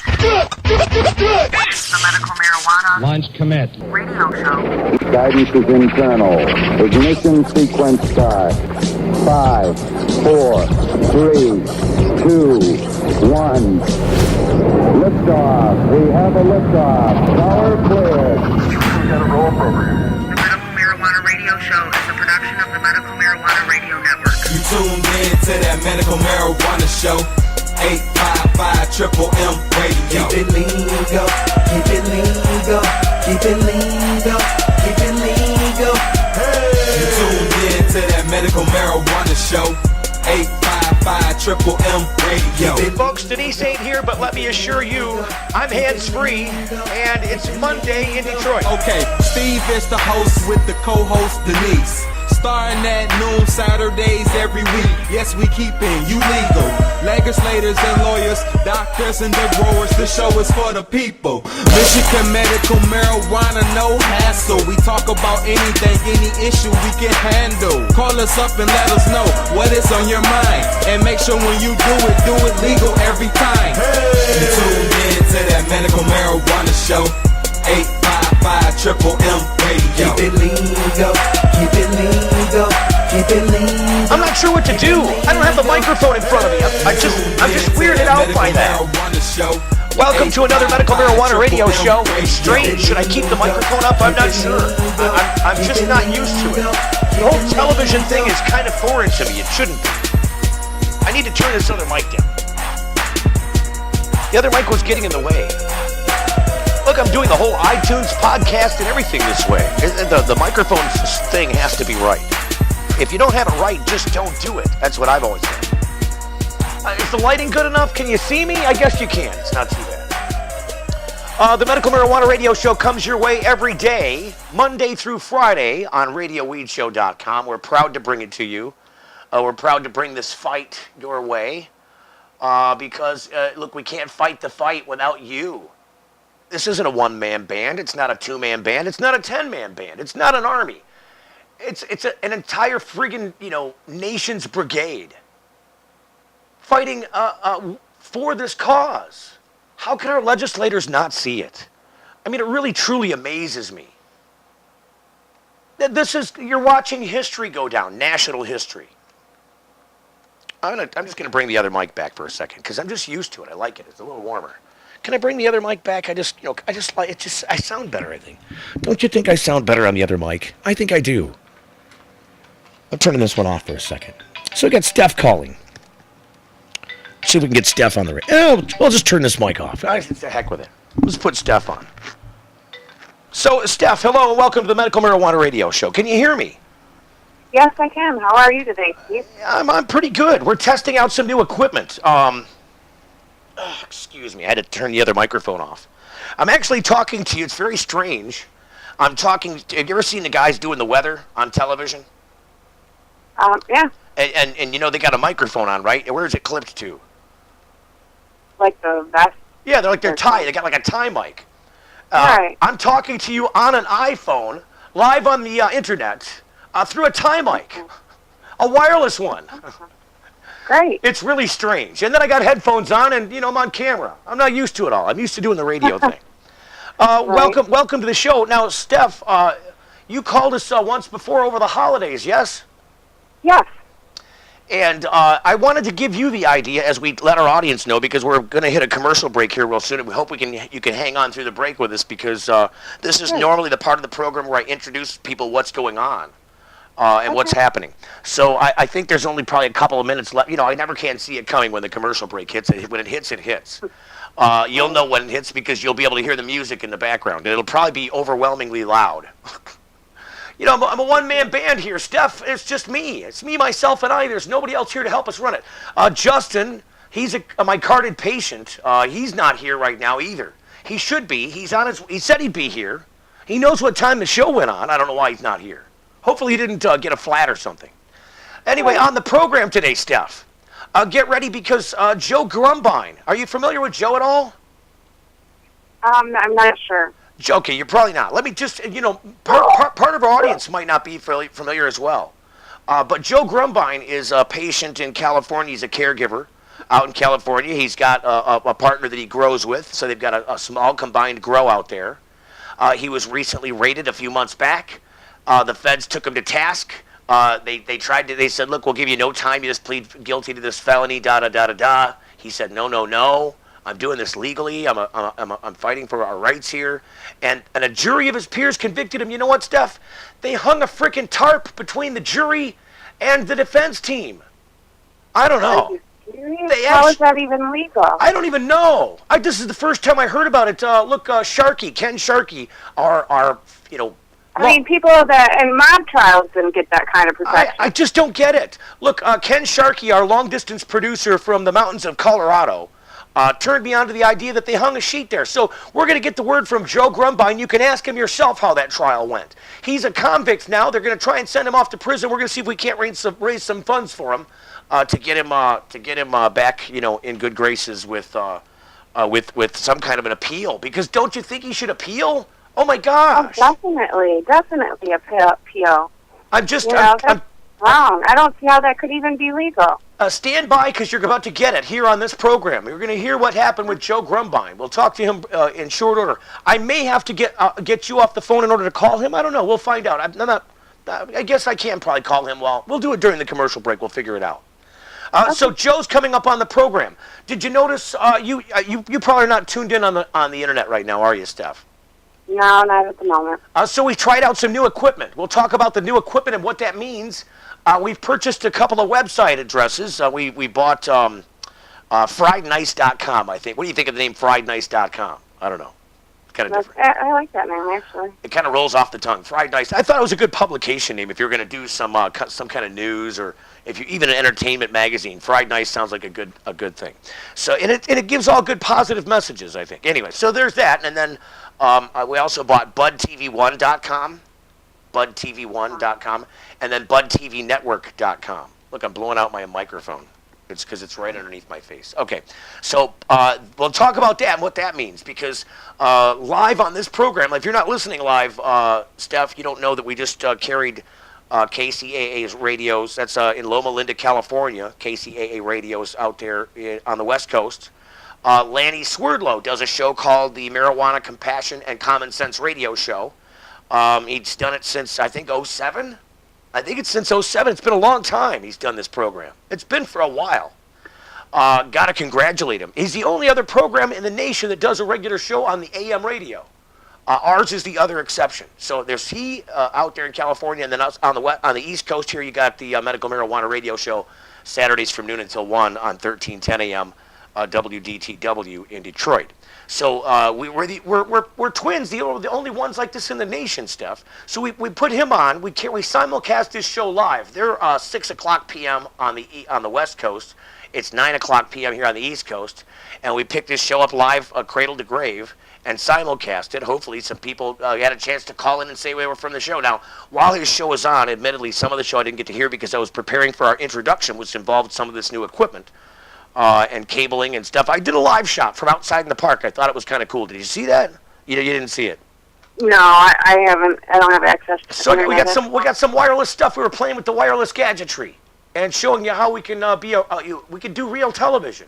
We can do real live shots. We can do real news. It just takes a few more people than just my hands. So we'll see if we can't recruit some of those people moving forward. Also got to push the Medical Marijuana Achievement Awards. They're the first annual Buddy Awards. We'll talk about that during today's program if we can squeeze it in. We're supposed to be getting a call from Brandy Zink. Brandy's with Americans for Safe Access. She's an ambassador for this area. Okay. Are you familiar with Brandy? Yeah, I mean, I haven't met her personally, but I know her work. Yes. So Brandy's going to be on the show in just a bit. We'll talk to her. And then after we get Brandy on, I believe maybe Justin should be back. Hopefully we'll talk to Justin. So that's the scheduled slate. It's only an hour show. We don't have much time to do the thing in. And actually this show's a little bit of expanded programming because of the lengthy intro due to the mechanical testing and the demonstration of some of this live shot television gizmory. I'll give you another example real quick. Look, I'll give you the cutaway shot. Look, it's the floor shot. Look, there it is, the floor shot. You can't see it, Steph. Okay, we'll get you off the floor shot. That was the camera that was outside. Look, we can do 4 of these cameras. We got, wireless mics, corded mics. We can come out and set up and do anything anywhere. And we're going to do this. We're going to roll out a network, and we're working with some people right now to locate a building and put a permanent broadcast in, and we'll run it just like a regular network. So it's going to be exciting. Very exciting, in fact. Well, I've got a lot going on this week because I'm going to Cleveland twice, and I have to have an OR procedure, but I would definitely like to help. I'm close enough that I could help with, anything you need help with, really. I've talked to you about my background and degrees. I'm not really in journalism as far as media, but I'm sure I could find some way to help. Look, Steph, we need the help. So if you're close by, and I believe you are, I don't want to give away your position. Right. But we know where each other are at, and we should reach out to you. You should reach out to us. We need to put you to work. We need you to put you to work on this program, trying to help spread the word. This is going to be a political campaign and kickoff, guys. Can you hear the music, Steph? Can you hear it? Yes, I can. See, that means we're going to break. You can't tell when it's going to come. It just comes when it comes. It's the way we format out the program. So, Steph, stay tuned. We're going to talk to you. If you want to be on the program, you can be on the program, too. We're live in Detroit, folks. 810-422-2350. It's the Medical Marijuana Radio Show. Don't go away. Steve and Denise will be right back on the Medical Marijuana Radio Show. The Medical Marijuana Radio Network. Maybe they donated some money to a great cause and it was significant. Or maybe they rolled up their sleeves and got a bunch of people to sign a petition somewhere. Or maybe they organized an election somewhere at some local city and got something done. Or maybe they helped out a sick person in some significant way. Or maybe they held a food drive, for crying out loud. Who knows? But your friend, your activist friend, should definitely be honored on stage in front of a live studio audience with the Medical Marijuana Achievement Awards. That's right, it's the first annual Buddy Awards happening at the end of January 29th, 1 o'clock in the afternoon at the Clarion Hotel in Ann Arbor. It's going to be broadcast live. Honor your friend. Nominate them for $25. They get a certificate of nomination. They get invited to the ceremony. They'll go up on stage and be honored on stage in front of that audience. And then at the end, we announce the Buddy Award for the Achievement of the Year Award winner. Nominate your friend at RadioWeedShow.com today. Hey, Steve Greene here for the Medical Marijuana Certifications at AMMP. They're the American Medical Marijuana Professionals. You'll find them just north of Utica Road on Gratiot in Roseville. Their address is 28349. Now, call-ins are welcome, but you're better off calling for an appointment. They have a toll-free number, 877-RX-420-99. That's 877-RX-42099 for American Medical Marijuana Professionals. That's AMMP on Gratiot in Roseville. The patient's place for medical marijuana and safe access is Third Coast. Beautiful downtown Ypsilanti is where you can get safe, affordable access to education and materials concerning your specific needs, and quality products designed to meet your exacting needs. It's the Third Coast, 19 North Hamilton in Ypsilanti. Convenient hours, friendly, professional, compassionate. Call Third Coast today, 734-487-5402. That's the Third Coast Compassion Center in downtown Ypsilanti, 734-487-5402. The Greene Collective. Hey, medical marijuana patients, it's time to discover what all the buzz is about in Ann Arbor. The Greene Collective. The Green Bee Collective is busy making sure your patient needs are met with high-quality, locally grown meds. The Greene Bee Collective. Get to know the information, the research, the benefit available to your condition. The Greene Bee Collective. Weekly specials in just minutes from downtown Ann Arbor and I-94. The Greene Bee Collective. The details are sweet at mmmgreenbee.com. Call 734-929-2553 now. If you are a carded Michigan medical marijuana patient with a need for safe access but have reservations about privacy and discretion, there is an answer. It's the Ant Farm. The Ant Farm is Metro Detroit's trusted professional mobile transfer service. Write this toll-free number down, 888-369-3320. Lab-tested, mold and pesticide-free. It's the Ant Farm's convenient you'll try, but quality standards, privacy, and friendly professionals that will bring you back. The Ant Farm comes to you. Call for discreet details right away. 888-369-3320. It's the Medical Marijuana Radio Show.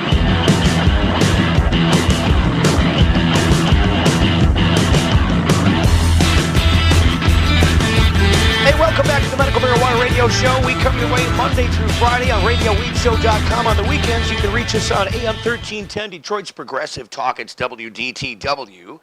Live in Detroit. Right now, if you want to be on the program, you can call. It's 810-423-2350. You'll have to stand by as we're testing some of this strange equipment. I'm on a wireless microphone.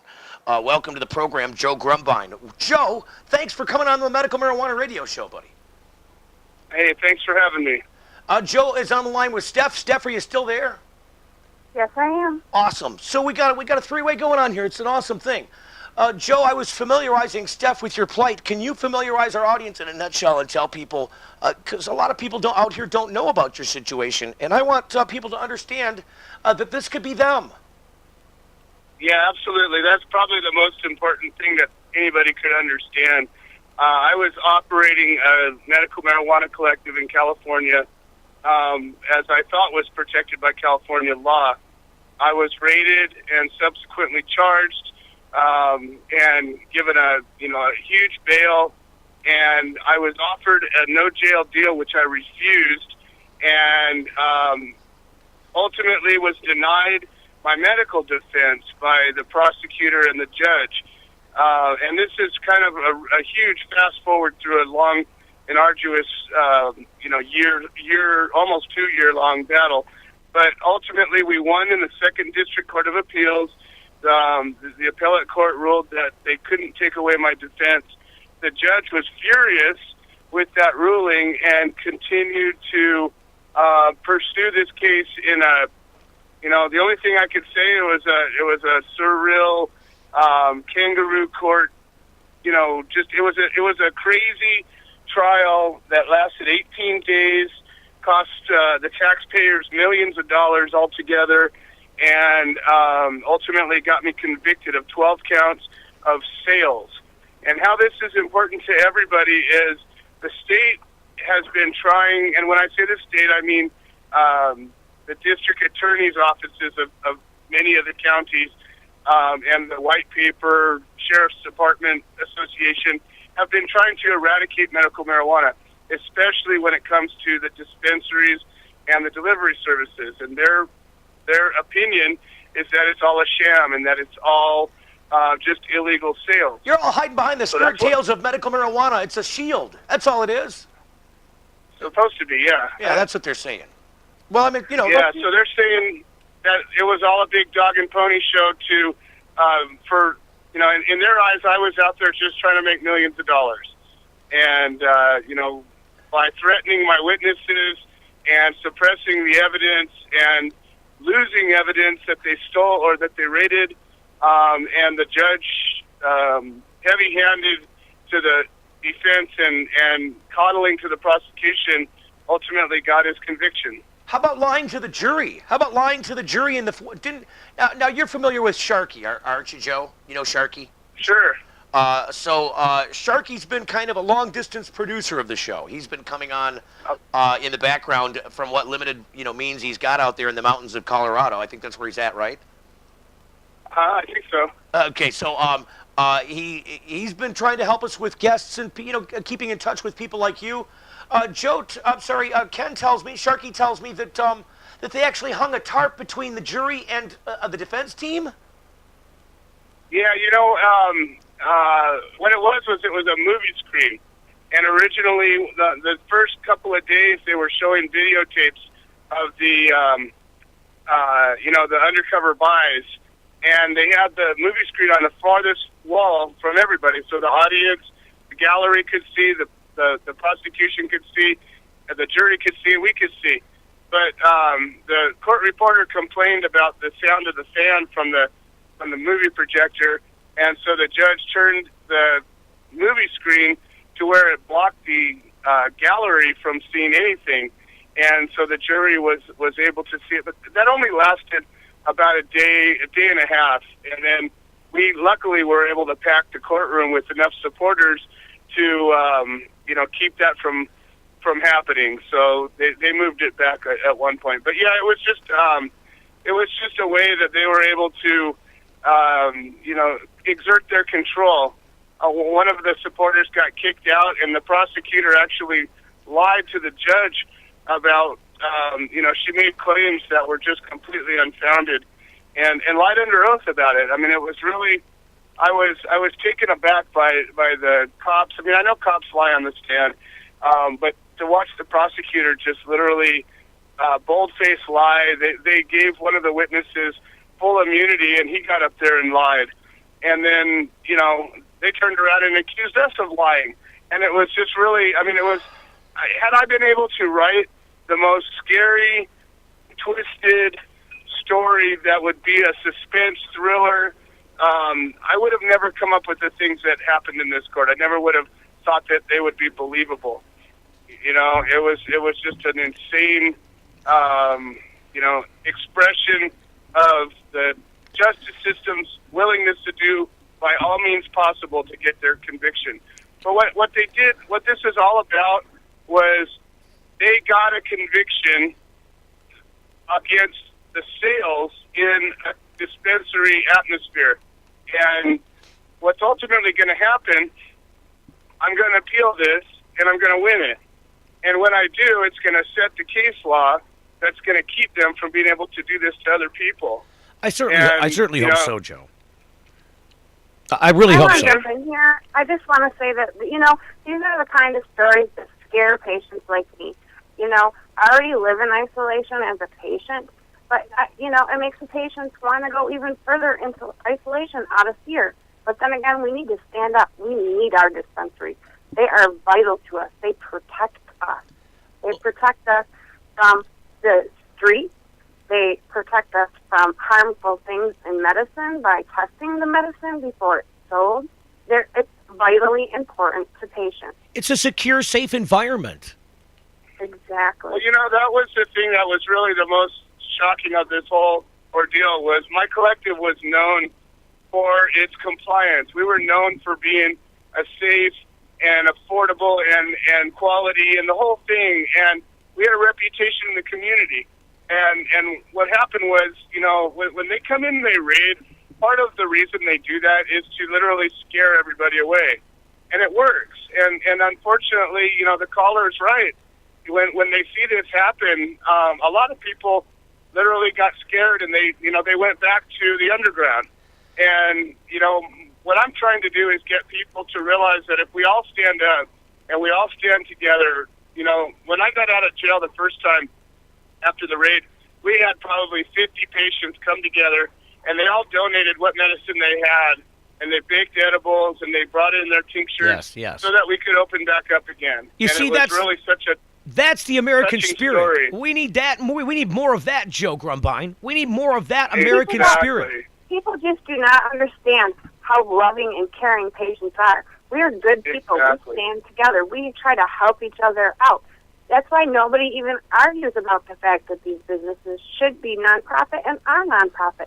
That's the way we want them. The people involved in them, they're in it for the cause, for the patient, for what's right and decent in the world. I mean, this is supposed to be a free country. You know, I should be able to choose which medical treatment I want. Look, often you're going to hear out in the public face, and you'll hear it in California, Joe, still, how many years, 15 years or so after the passage of their medical marijuana law in California. You're going to still hear this argument being made. It's a fresh argument out here. It's going to be argued for eons to come. The idea that marijuana is somehow dangerous and is somehow a gateway drug, all these old ideas. It's like Right. they're still they think they're fighting the hippie culture yet. It's the reefer madness. They're still trying to hang on to their reefer madness. Well, this is clearly about control of money and about controlling the population. It's also about making money. If there's money to be made, they want the corporations to make it. They don't want the people making it. Yeah, I mean, and the thing is they don't like it when somebody stands up to them, and especially in a vocal way. When they arrested me, I threw down the glove. I said, you know what, you got the wrong guy for this. And I immediately went public, and I began doing videos and speaking at advocacy groups and protesting and really trying to let the public know what they were doing. And they got really heavy-handed against me because of that. And, they're trying to quiet me, and I just refuse to be quieted. And I encourage people, and I think it's working. I get people that call me from from different states, like you said, Ken Sharkey. I mean, he's actually in Nevada. He's in Nevada. And I got people in Washington State, people in Oregon, Ohio. You guys are in Michigan, right. Florida, and these are all people that are starting to band together and rise up, and they take the inspiration, from just a regular guy willing to stand up to this giant monster that wants to shut us up. Look, drinking, and that's what really has to happen. important. I gotta say, I think that's really important that you went and told your Yes. story and got out there. Yes. I think every patient needs to get out there because they're trying to secretly set precedents, and they don't want the media attention. We need to get every patient arrested, as much media attention as possible. Let's take our eye off. Know what the courts and the prosecutors are trying to do. Well, there's a couple of statistics that prop all of this up, Steph. Don't lose fact of this idea. That is immediately, as soon as the federal government takes marijuana off the Schedule 1 list, as soon as it moves to another schedule, 8% of their funding goes goodbye. 8% of the Justice Department money goes disappear-a-boomo. Because all that money right now is currently being contributed towards task forces that run, medical marijuana raids or raids on marijuana in general. So this is a problem. And also, keep in mind this. This is why you're going to get politicians fighting this, because they're getting money from these places. The policy for the Partnership for a Drug-Free America. That's comprised of that. Originally, that seed money came from the alcohol and tobacco industries, primarily, and some from big pharma. But keep in mind this: that since medical marijuana laws have been passed in states where they have them, drinking or driving-related incidents down 9%. 9%. Well, and don't forget the all-important 2 words of asset forfeiture. When they raid these places, they make money. Well, they that's take it. And they don't give it back. Well, and this is it. Exactly. And they're focused in this place because politicians have given them a corrupt incentive to rob our citizenry, to put on masks, Exactly. just like the Plus, guys that it's easier hang for on, them. hang on, They're not going after a criminal. But look, I'm sorry. these guys are putting masks on just like armed robbers that go into a bank. They hide their identities. They're part of a collective, a group. They conspire to go in and rob people because we're low-hanging fruit. We're nonviolent people. And we've got a little bit of money because we've got a product that's expensive to produce. So a lot of that money came from the investment in electricity and nutrients, not to mention manpower. But if they can go in There's people on video right now, police on video, splitting up cash as they leave scenes where they don't understand that they're still on camera from someplace where they didn't shut something off already. They walk out and they divide this cash up and they stick it in their pockets. How many of these law enforcement guys does it take to band together before they keep this illegal and keep it prohibited? This is what's going on when people aren't looking. And then people like Joe lose their voices when they get behind bars and people forget about them. Oh, he's just part of the fringe element. So he's in jail. There's a few guys that have to pay the No, this is a war on people. It's not a war on drugs. The drugs aren't ending up behind bars. The people are. The drugs aren't being shot at. The people are.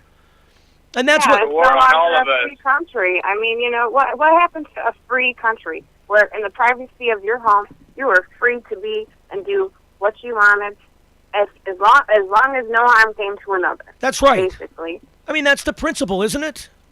We've lost our... Really, where are the principles and the morals of the people who are supposed to be in charge? Where are their morals? We've lost... I mean, clearly, they are not out there trying to figure this out and understand patients. We've simply lost that spirit here in the country, and we better wake up because, look, if they're going to do it to the marijuana guys, don't think they're not going to do it to the gun guys.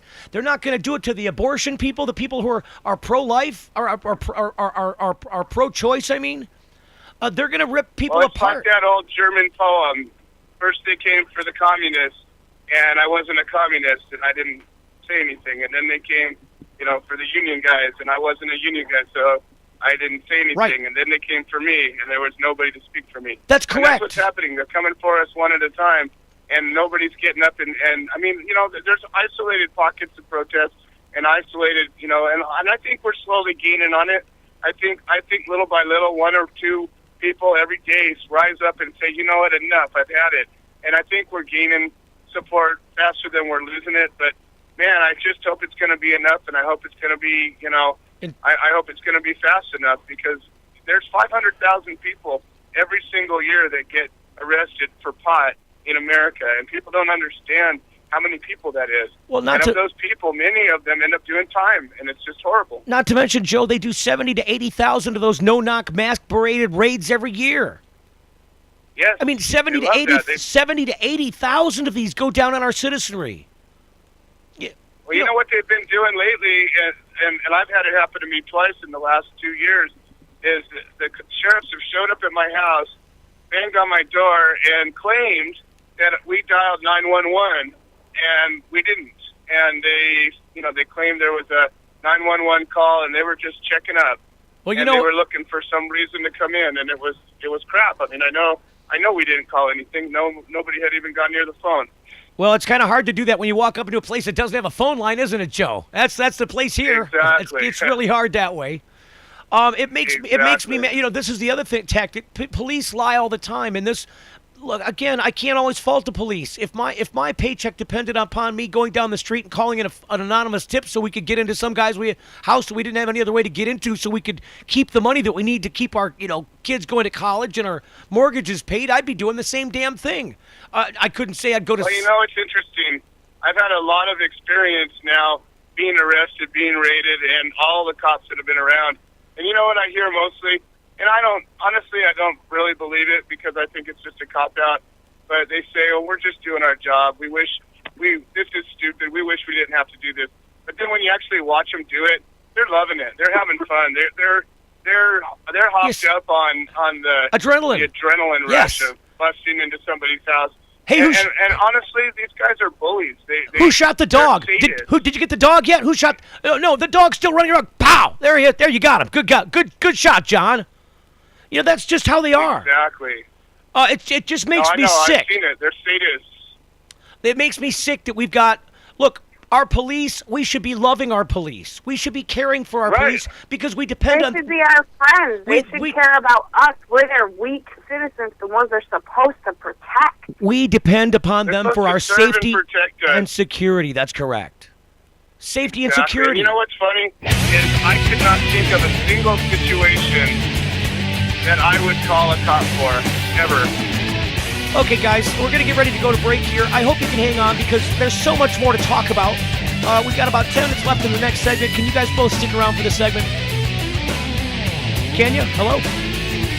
Yeah, I'm here. Okay, good. Stand by. Hang on. We're going to go to break. We'll be right back on the Medical Marijuana Radio Show. Got something to say? Call now toll free 855-MMM Radio. The Medical Marijuana Radio Network. The Greene Collective. Hey, medical marijuana patients. It's time to discover what all the buzz is about in Ann Arbor. The Greene Collective. The Green Bee Collective is busy making sure your patient needs are met with high-quality, locally grown meds. The Greene Collective. Get to know the information, the research, the benefit available to your condition. The Greene Collective. Weekly specials in just minutes from downtown Ann Arbor and I-94. The Greene Collective. The details are sweet at mmmgreenbee.com. Call 734-929-2553 now. The patient's place for medical marijuana and safe access is Third Coast. Beautiful downtown Ypsilanti is where you can get safe, affordable access to education and materials concerning your specific needs and quality products designed to meet your exacting needs. It's the Third Coast, 19 North Hamilton in Ypsilanti. Convenient hours, friendly, professional, compassionate. Call Third Coast today, 734-487-5402. That's the Third Coast Compassion Center in downtown Ypsilanti, 734-487-5402. Medical marijuana certification. And now you can find out everything you need to know online at getpotid.com. Or write down this toll-free number, 855-DOC-CERT. A friendly specialist will direct you to our Farmington Hills office. Medical marijuana certification. GetPotID.com. It's the key to getting your card. Information, resources, and in the end, if you're qualified, a medical card. Call toll-free right now, 855-DOC-CERT. That's 855-DOC-CERT. It's GetPotID.com. Hey, Steve Greene here for the medical marijuana certifications at AMMP. They're the American Medical Marijuana Professionals. You'll find them just north of Utica Road on Gratiot in Roseville. Their address is 28349. Now, call-ins are welcome, but you're better off calling for an appointment. They have a toll-free number, 877-RX-420-99. That's 877-RX-420-99 for American Medical Marijuana Professionals. That's AMMP on Gratiot in Roseville. The law offices of Targowski and Grow remind you to stand up for your rights. Always treat law enforcement with respect, but if you're detained or arrested, stand up for your rights by repeating, I respectfully invoke all of my legal and constitutional rights. I do not consent to any search or seizure. I want to remain silent, and I want to talk to my attorneys, John Targowski and Daniel Grow. Targowski and Grow have the education and experience you need to be successful in Michigan courts. Call Targowski and Grow toll-free, 800-957-1069. The law offices of Targowski and Grow, 800-957-1069. January 2012, Sunday, the 29th, 1 o'clock in the afternoon. The time, the Clarion Hotel down in Ann Arbor on Jackson Road, 2900 Jackson Avenue in Ann Arbor is the place for the first annual Medical Marijuana Achievement Awards, broadcast live in front of a studio audience. That's right, you should be nominating your friend right now to be in that audience and up on stage receiving a certificate of nomination for some kind of great achievement that they did throughout the year, helping people with their cause for medical marijuana. You can do it right now at RadioWeedShow.com for $25. That's what happens. Your nominee goes up on stage, and then the Academy of Activists, 75 of them, votes on this for the Buddy Awards, the first annual Buddy Awards. Nominate your friend at RadioWeedShow.com. That's RadioWeedShow.com today.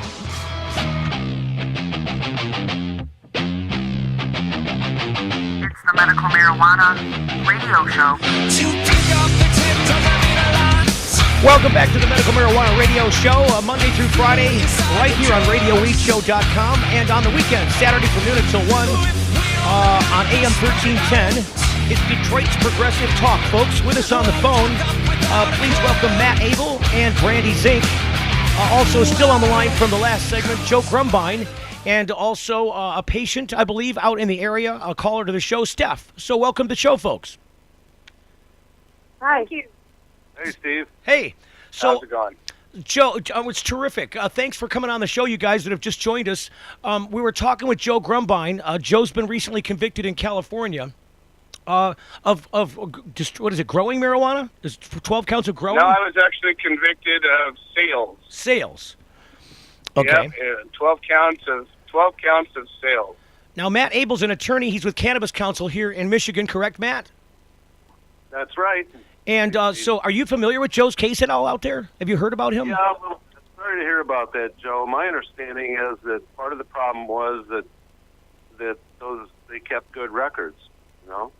Well, you know what happened was, in an attempt to be law-abiding, we did keep records, and what happened was when they raided us, the parts of the records that told where the money went somehow magically disappeared, and we asked for dozens of documents in discovery, and the prosecutor and the lead detective claimed not to have them, and so when they presented their evidence, they showed all the money that came in, but they didn't have any evidence of where it went, or at least, you know, a good portion of it.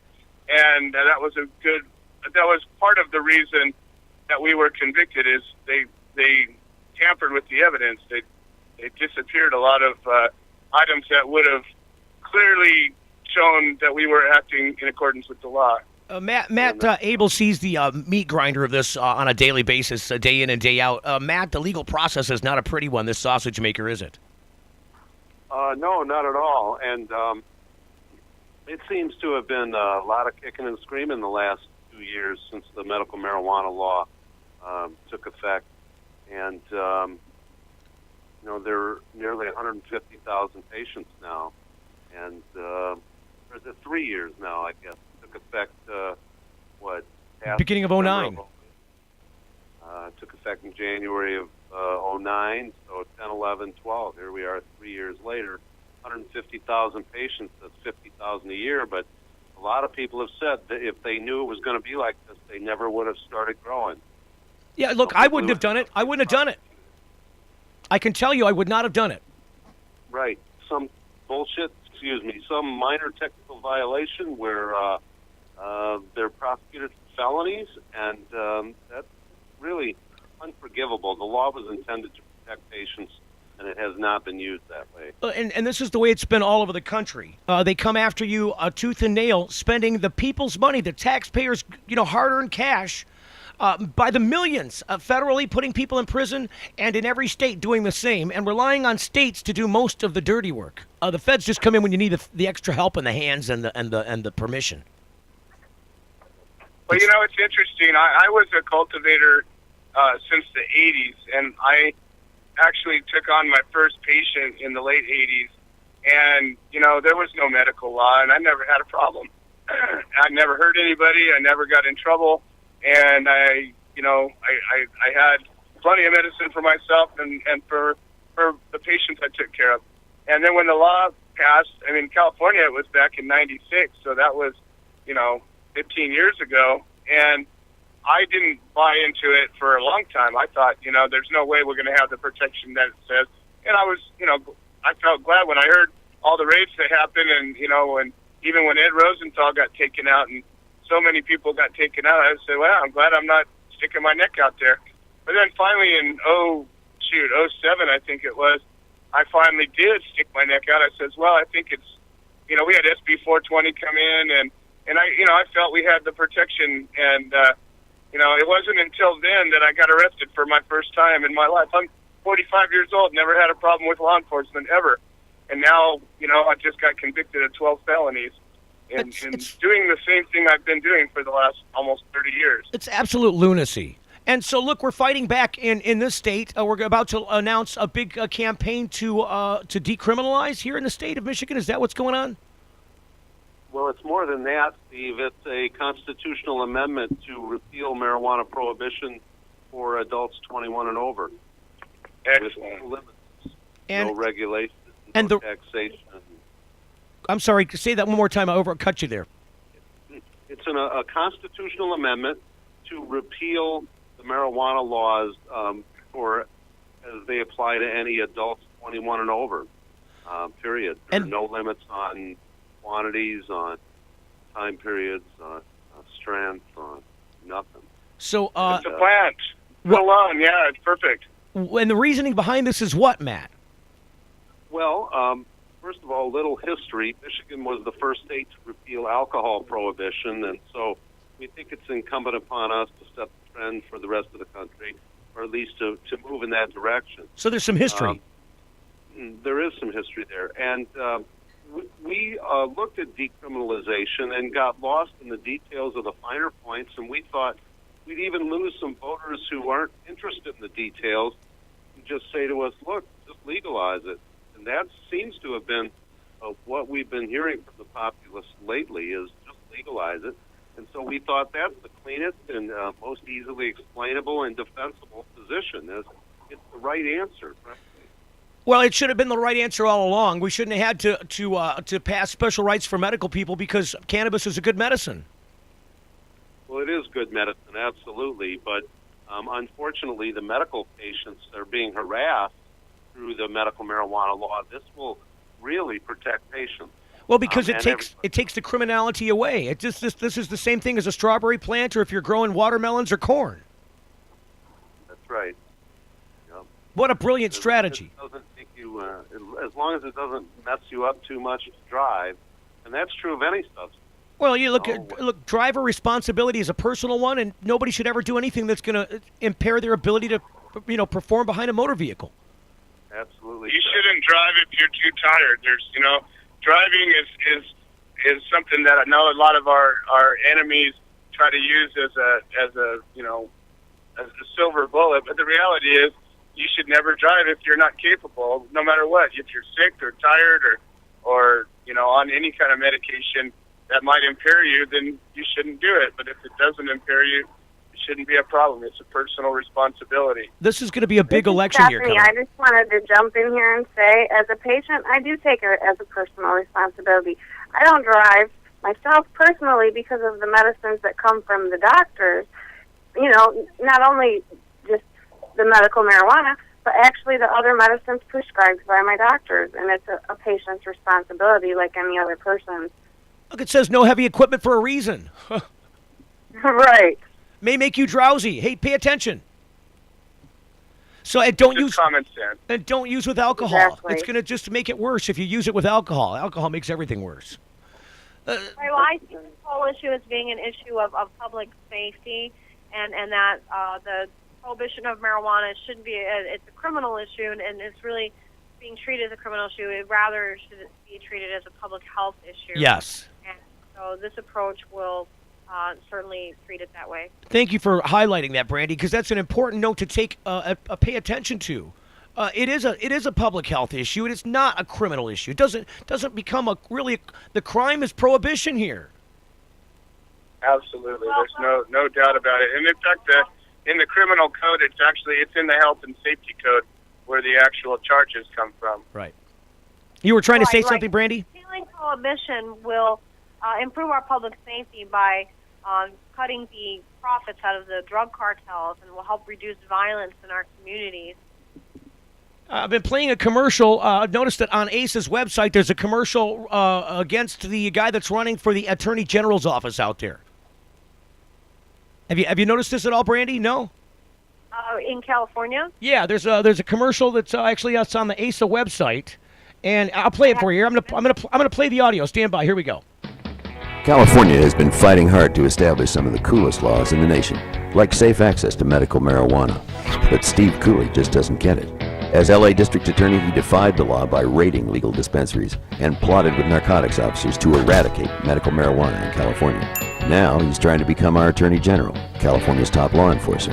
This November 2nd, the most important vote on the ballot for medical marijuana is a vote against Steve Cooley for Attorney General. Sorry, Cooley, you're just not cool enough for California. Now, that's an actual video commercial. For the people who are watching us on television, on the internet, they got to see the actual animation that goes with it. The animation is great. There's 3 versions of that. They talk about him as against marijuana, and these are all paid for by ASA, by the way. That was actually last year's commercial, though. He lost that race. Yeah, so there you go. I mean, these are We're glad he lost it. Well, I'm sorry. One more time. Oh, I just said we're really glad he lost that race, though. So there's more of these kinds of commercials that we should be running this year, and I think there's a lot of them that are going to be coming forth. We're going to be playing them on our network. What we don't have any exposure when the election time comes around to judges. Nobody ever talks about judges, and the more I learn, the more the Human Solutions and Advocacy Group that I founded and that I operate, and we do a lot of court support. We show up in trials and pretrial hearings for cannabis patients, and you see a lot of judges, and some of these guys, when you watch the way they act in their courtrooms, they act like gods. They act like like tyrants, and they get away with it. They get to do pretty much whatever they want. And what I find out when I talk to people, I always encourage people to register to vote and to vote. And when we talk about judges, most people either don't vote for judges or they just vote for whatever was already there. Brandy, really quick, we're going to go to break. If you got seconds left, can you tell people how they can register to become involved as a participant and activist? Really quick. Yeah, absolutely. We want every group webpage. It is www.repealtoday.org. That's repealtoday.org. Please go to our webpage and sign up to volunteer. We need your support. Law offices of Targowski and Grow remind you to stand up for your rights. Always treat law enforcement with respect, but if you're detained or arrested, stand up for your rights by repeating, I respectfully invoke all of my legal and constitutional rights. I do not consent to any search or seizure. I want to remain silent, and I want to talk to my attorneys, John Targowski and Daniel Grow. Targowski and Grow have the education and experience you need to be successful in Michigan courts. Call Targowski and Grow toll free, 800-957-1069. The law offices of Targowski and Grow, 800-957-1069. If you are a carded Michigan medical marijuana patient with a need for safe access but have reservations about privacy and discretion, there is an answer. It's the Ant Farm. The Ant Farm is Metro Detroit's trusted professional mobile transfer service. Write this toll-free number down, 888-369-3320. Lab-tested, mold and pesticide-free. It's the Ant Farm's convenience you'll try, but quality standards, privacy, and friendly professionals that will bring you back. The Ant Farm comes to you. Call for discreet details right away. 888-369-3320. Medical marijuana certification. And now you can find out everything you need to know online at getpotid.com. Or write down this toll-free number, 855-DOC-CERT. A friendly specialist will direct you to our Farmington Hills office. Medical marijuana certification. GetPotID.com. It's the key to getting your card. Information, resources, and in the end, if you're qualified, a medical card. Call toll-free right now, 855-DOC-CERT. That's 855-DOC-CERT. It's GetPotID.com. The patient's place for medical marijuana and safe access is Third Coast. Beautiful downtown Ypsilanti is where you can get safe, affordable access to education and materials concerning your specific needs, and quality products designed to meet your exacting needs. It's the Third Coast, 19 North Hamilton in Ypsilanti. Convenient hours, friendly, professional, compassionate. Call Third Coast today, 734-487-5402. That's the Third Coast Compassion Center in downtown Ypsilanti, 734-487-5402. Hey, Steve Greene here for the medical marijuana certifications at AMMP. They're the American Medical Marijuana Professionals.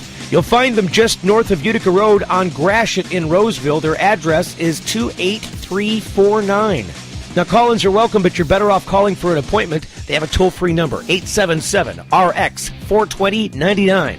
That's 877-RX-420-99 for American Medical Marijuana Professionals. That's AMMP on Gratiot in Roseville. The Greene Bee Collective. Hey, medical marijuana patients, it's time to discover what all the buzz is about in Ann Arbor. The Greene Bee Collective. The Greene Bee Collective is busy making sure your patient needs are met with high-quality, locally grown meds. The Greene Bee Collective. Get to know the information, the research, the benefit available to your condition. The Greene Bee Collective. Weekly specials in just minutes from downtown Ann Arbor and I-94. The Greene Bee Collective. The details are sweet at MMMGreenBee.com. Call 734-929-2553 now. All right, listen up. This is really, really important. It's the first annual ever Medical Marijuana Achievement Awards. It's the Buddy Awards happening at the end of January. Folks, we're running out of time to get your friends nominated.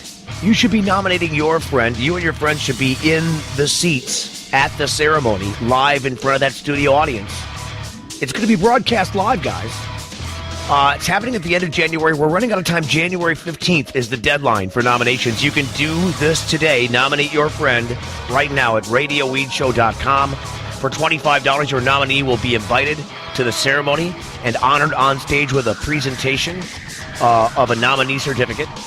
And that procession will be followed by the Activist Academy's choice for the Buddy Award of the Year. Now, this is all happening, broadcast live. And it's happening at the end of January, January 29th, in fact, at 1 o'clock in the afternoon in Ann Arbor. Nominate your friend at RadioWeedShow.com. That's RadioWeedShow.com today.